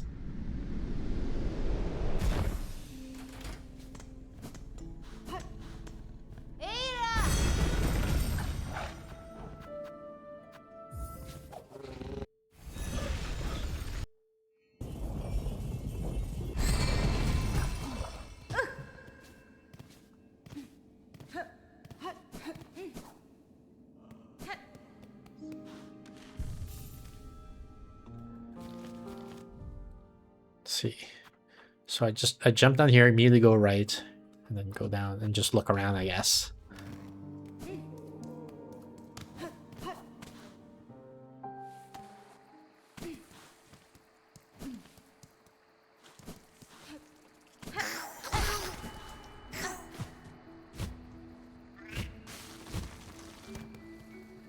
How do I play my instrument again? Oh, here.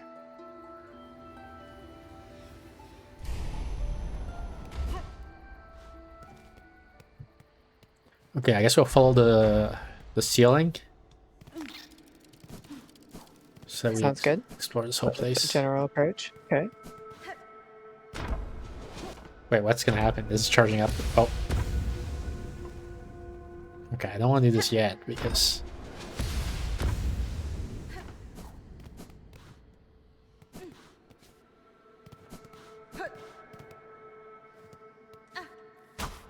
Is it this thing?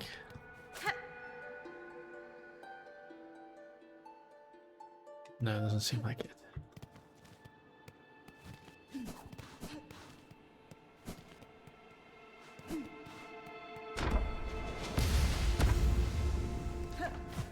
Wait, how do I... Or can I...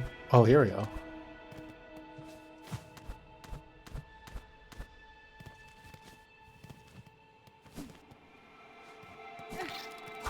That guy jump scared me.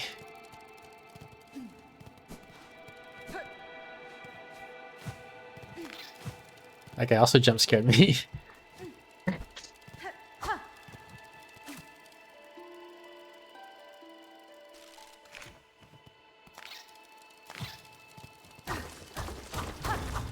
Oh, there's a secret here that we didn't find last time.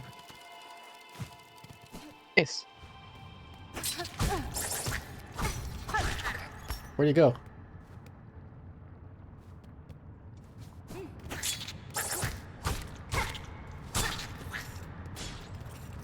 This looks like it might be a boss fight, so let's heal up.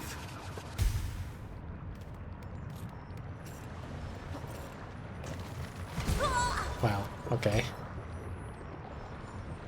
Am I wearing the fire helmet? I can't remember. I am. Okay, nice.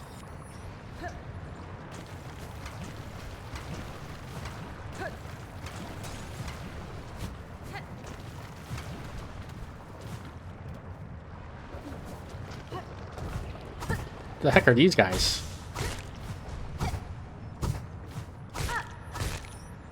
Oh, my shard.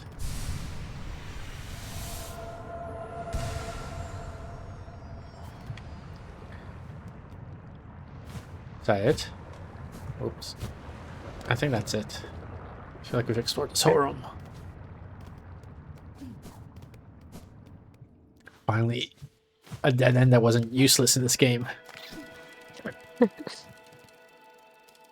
This low her gaze escape, prepare, sisters, weave, hope anew, that we might break free this accursed web born of our naive foundation. I don't know what any of that means.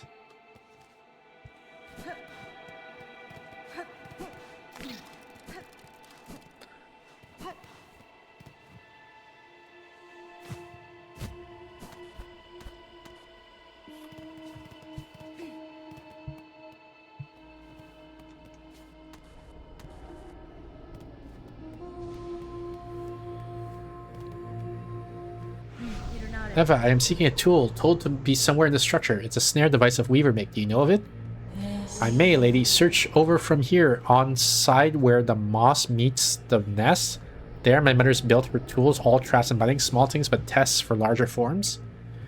I still remember their thoughts as they worked, their desperation and their hunger. Another hopeless attempt to wrest their freedom. All ended in failure, of course. Where the nests? What? Where the what? Weren't we just there? For the bone and then...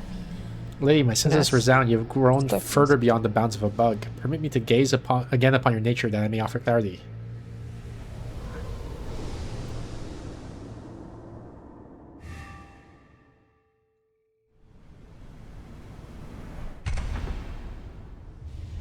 Expanded the Vesta crest? That sounds good. Equip additional tools independent of one's crest? That sounds good. Lady, if in your travels you are able to further expand your nature, then return to me with what power I possess. I may be able to aid you further. My nature expands as you say, Eva, I shall return. How am I supposed to know when my nature expands? I didn't even realize my nature expanded the first time. Wait, she's not going to tell me where it is again? I want to reread her message. This is like where the bone meets the moss? Something like that? Something about the nest also? Where the nest meets the moss? Oh, no, I guess we just keep pulling the wall again. Oh, look! Moss!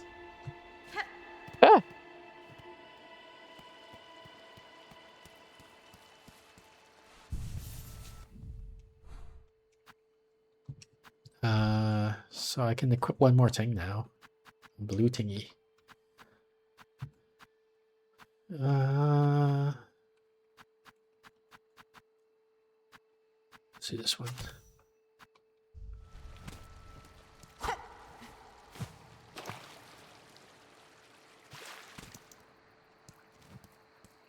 I guess it must be all the way at the end, right? Seems reasonable.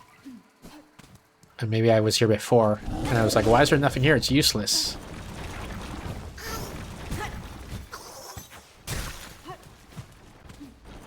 Only to find out that it's an endgame thing.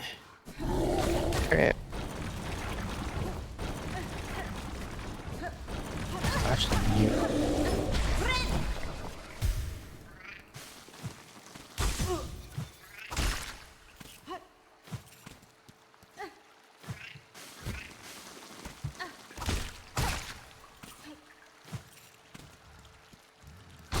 Is it up here?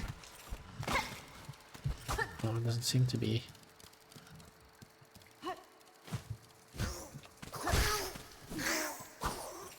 Oops.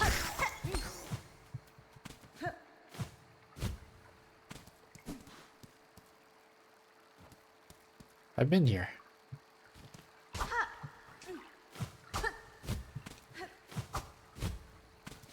Is it not this? What the heck is it then?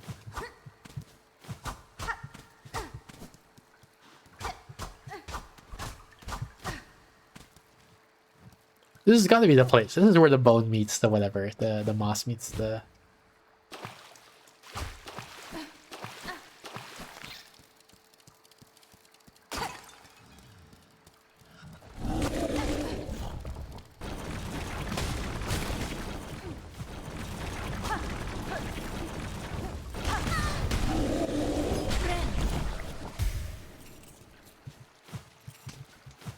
Oops.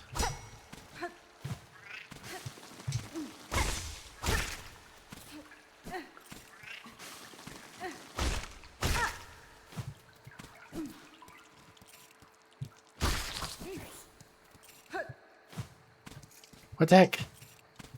Because then after this... Oh, we didn't explore this path up here, I guess. Because I was going to say, otherwise after this we've explored the whole place. But I feel like it's got to be this place. Unless it also looks like mossy up there.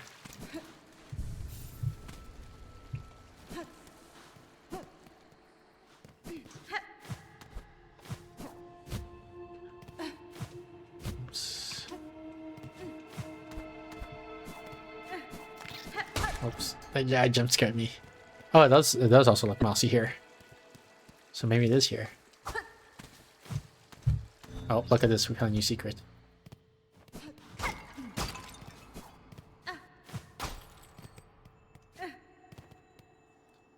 Snare setter. It is here. Is that it? Did we find everything? Give the collected components to the Chaos Seeker of the Songclave. So he said one of the guys is dead. I guess maybe this guy. Oops. This is the dead guy, because I don't see anybody here. Oh, like the Weaver, I guess? To keep us free? Is it done? Our runes are silk. To bind her tight. I don't... Well, here's the... So I think the Weavers have this bulbous head. That's why with the silhouette that I'm seeing here. Okay. But there's no way that the guy is cousins with a Weaver. Like, everyone else sort of looks the same as him, right? Like, same species. Mm-hmm. So why is this one guy a Weaver? Steph, use everything you know about the lore to piece together an answer to that question. I think it's pretty obvious, and you're just being obtuse. I thought I was being acute.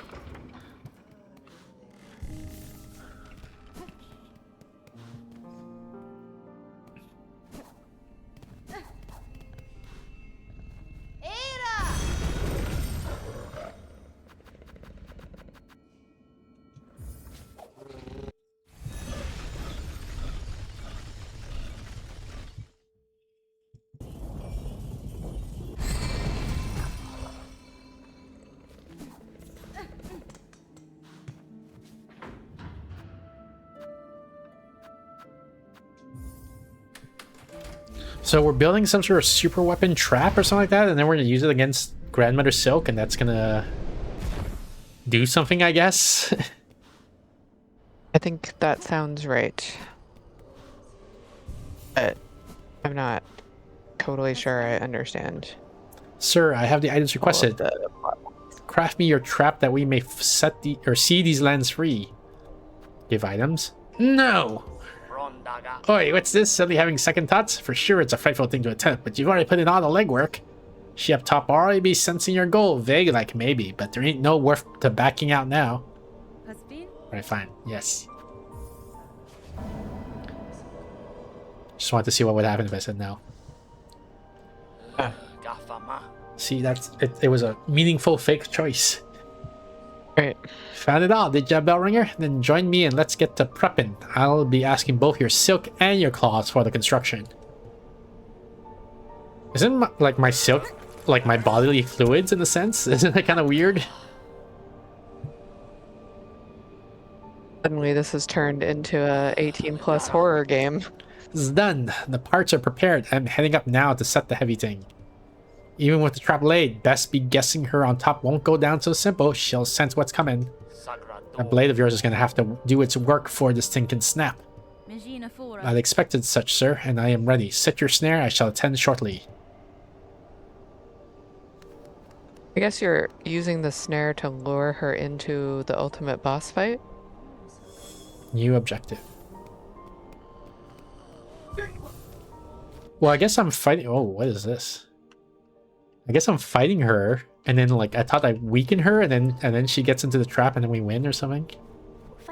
I feel like you're just using the trap to make her show up for this fight.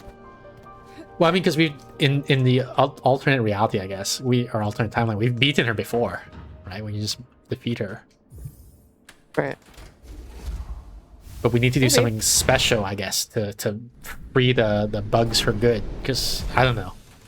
There's some teams, like this game isn't being explicit about it, but in other games, and in this genre of media, of narrative, I guess, rather than media, in this genre of narrative, there's this idea that, like, if you just kill the current leader, another guy will come and replace him, right? It doesn't accomplish regime change, I guess. Regime change. All right. So that's what we're trying to do now. We're trying to do regime change from the dialogue with the guy. Right. I'm gonna be right back. I'm gonna pee real quick. I'll be back in like 30 seconds.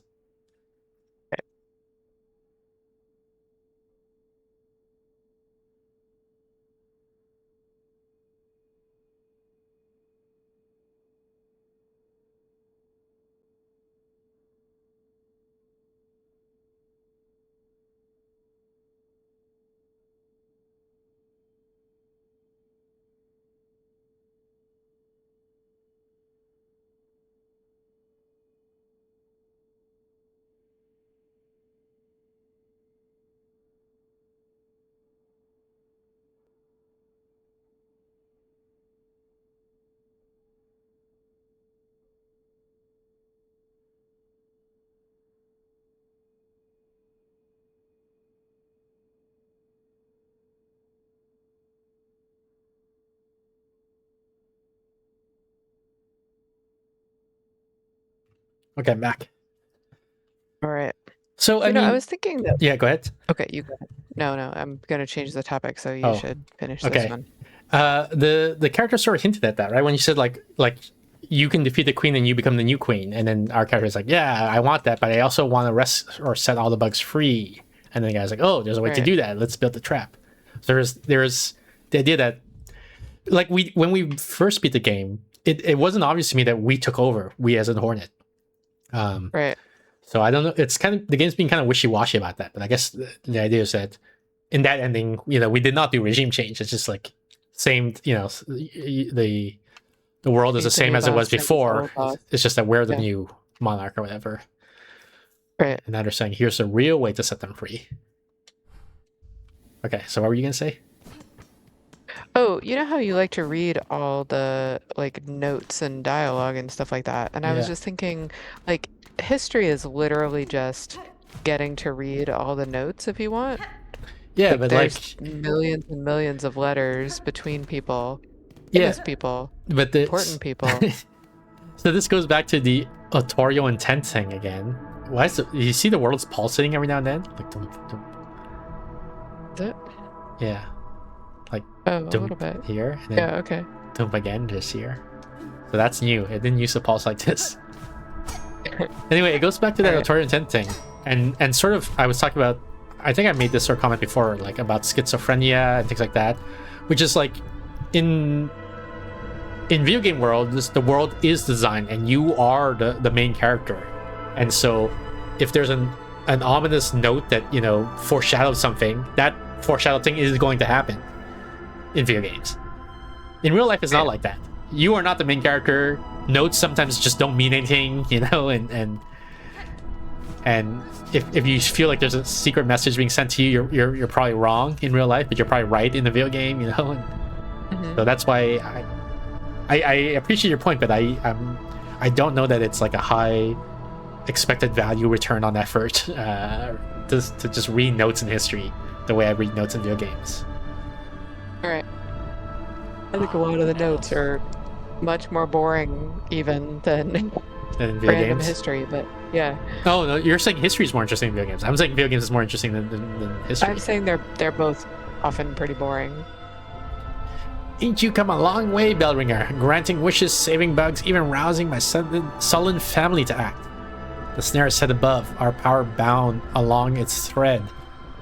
To your sight it may seem a crude thing, but there's fair strength to it, enough to quell a god.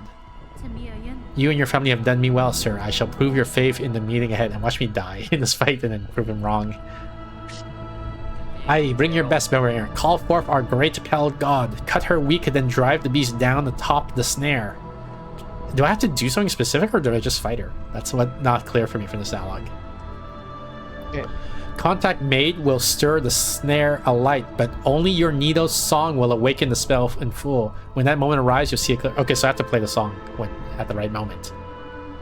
Which I sort of figured. I sort of predicted, because Hollow Knight did the same gimmick. To truly beat the boss, you have to use your quote-unquote useless Dream Nail at the right moment. So we're using our useless song thing at the right moment. Okay. Let's see if he has some. Oh, he left. I was gonna say I want to see if he has more dialogue. Then he ran. All right. Where's this? Oh, is this trap? This zone right here on the floor. But the map says that there's something to the side. But I guess maybe it's just putting two icons side by side because they wouldn't fit otherwise. All right, here goes. You think it's gonna be the same fight, or you think she's gonna be new stuff, new patterns, new moves? I think new stuff. I'm open to both possibilities. I'm thinking 50-50. I could see it go either way. Yep. Maybe I'll lean more towards old stuff, actually. Maybe 70-30? Okay.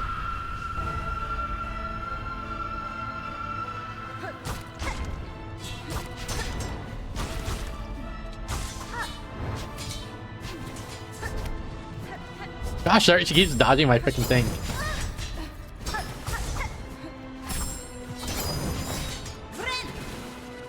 Oh.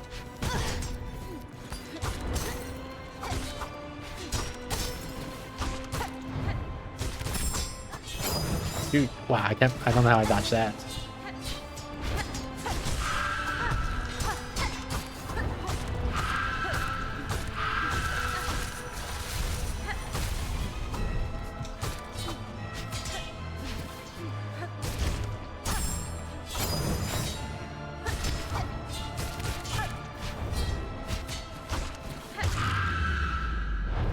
Wow, why is she so much easier now relative to when I was cursed and couldn't do anything? I guess I should heal. Actually, I can even set my needle on fire right now. There we go. Wait, how did... Why could I not do it? Oh, I changed my item. I don't have to set the needle on fire move anymore. Oh.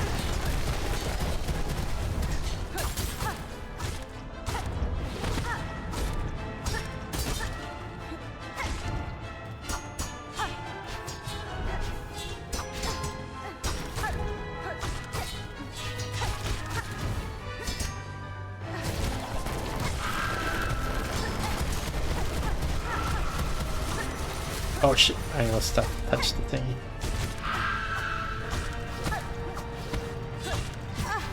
That is BS that she made two things show up. Oh god, no.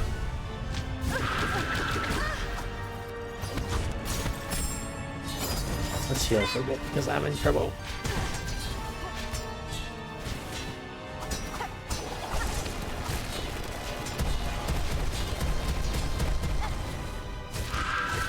Oh my god, where do I kind of stand? No, I'm dead. That's 3 hit points right there.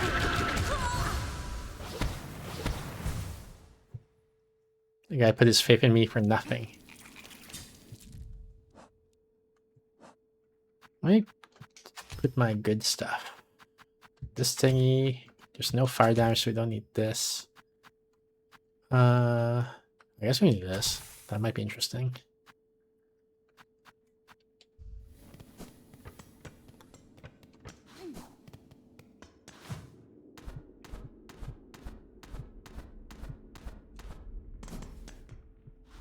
I was hoping to first try her.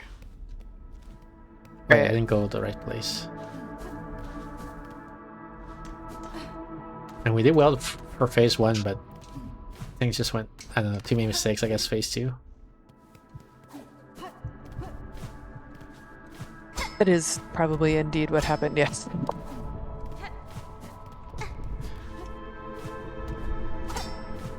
See how easy I got up here relative to when my computer was lagging before? I guess. I was doing like tricks as I went up, doing these pogo tricks.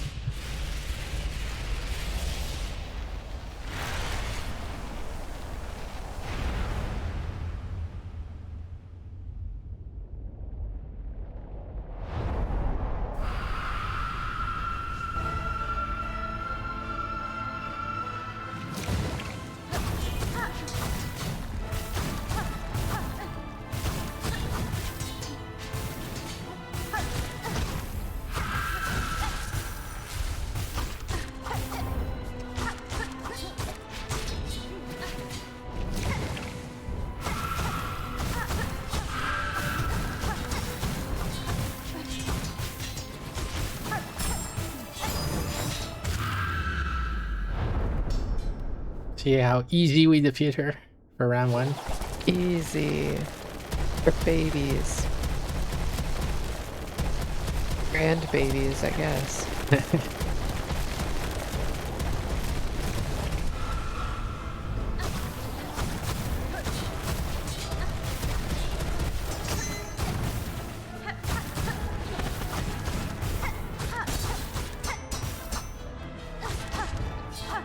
Gosh, I hit.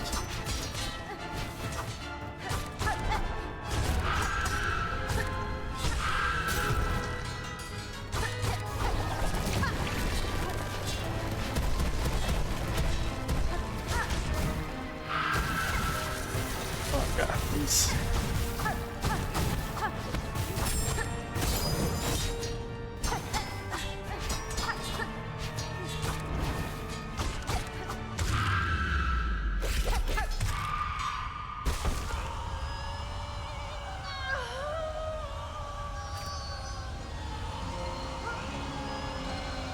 It even tells you to press Y to play your instrument instead of pressing B to bind. So there's like no subtlety at all.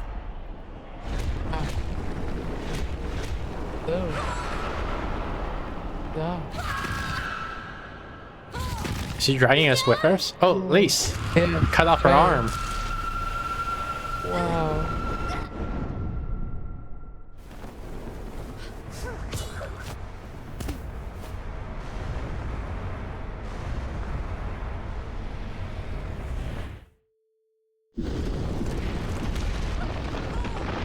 No, Magneto!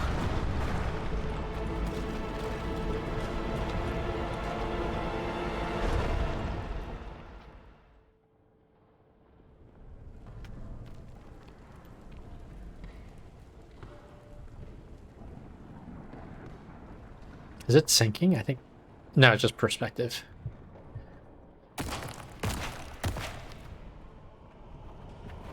So these are like the silk threads, right? But they're like dark and evil now instead of silk. Right. Snared silk. Defeat Grandmother Silk and entrap her with a soul snare.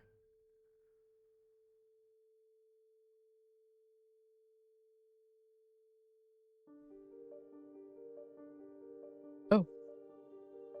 So you don't really find out what happens. Yeah, but... You just like use your imagination. Yeah, I mean, the ending for... The first ending we got was similar, right? And even in Hollow Knight, the endings are kind of similar. Right. I skip. You just hope it ends happily ever after. Well, for Hollow Knight, and probably for Silksong, for Hollow Knight, what you do is then you go on YouTube and watch 3 hours of lore analysis videos to understand what the ending means. Is that what you do? Yeah.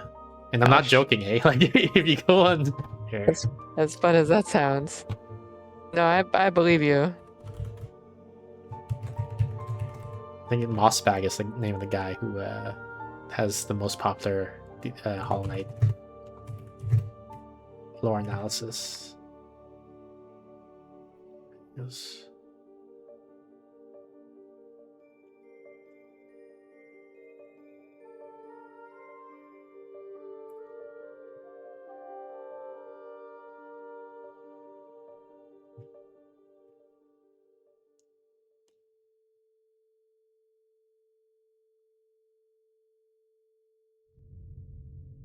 Game completion, 46 hours. Okay, while that's up here, here's Mossbag, and here's playlist, and it's 21 videos. The first one's like about an hour, then 20 minutes, then 30 minutes, 30 minutes. See, like, who's the Grim Troop, why is Hornet doesn't void, and so on. Let's talk about Quirrell. Gosh. The Vitruvian Grub explained.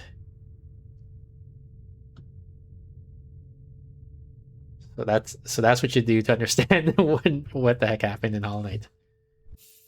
Perfect. Oh, look at our save file. It's all corrupted.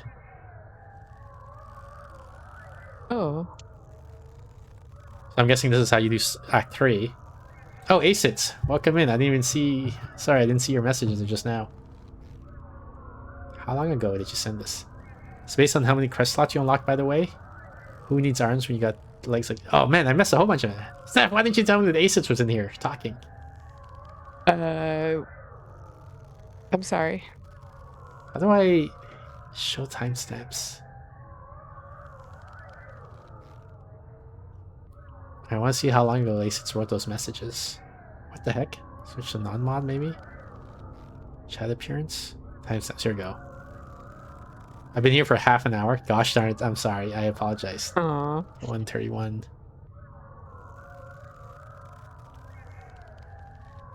Yeah, so you wrote that 20 minutes ago. Did a terrible job.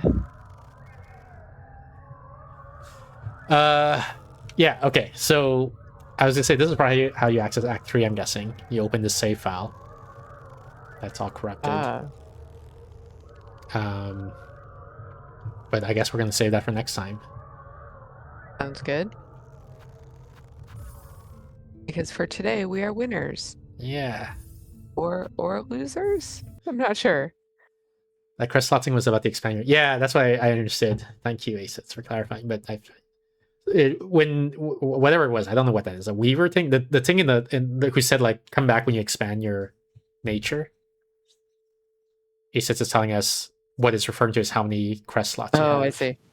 Oh, I see. Which implies also that means we haven't found all the crest slots since it told us to come back when you find more. Right. Good point. Okay. I guess that's it. Thanks, Steph. See ya later. Super. All right. Bye, everyone. Bye. And thank you, everyone, for tuning in. That was Silksong. Regular schedule is top left corner of my screen. Every Thursday, 7:30 p.m. Pacific. That's about 2.5 hours ago in your time zone. We got the we got the Steph Thursday streams where we'll be playing Silksong for the foreseeable future. Every Saturday, 6 p.m. Pacific. That's about 4 hours ago in your time zone. We got the solo Saturday stream where I play random games from my review queue. We got the Discord. Join the Discord for updates to the schedule and any announcements for off-schedule streams. Let's see. Today's Thursday. So tomorrow, Friday, we are playing Fires Out with Peaceful Pacitia, Nabuni, and Mystic Scarlet. Saturday, we are playing No More Cows with Banlane, and then after that, I'll be posting the update schedule for next week. So yeah, I think that's it. Thanks again, everyone, for tuning in. I'll let you guys enjoy the rest of the cat parade while I look for some to raid.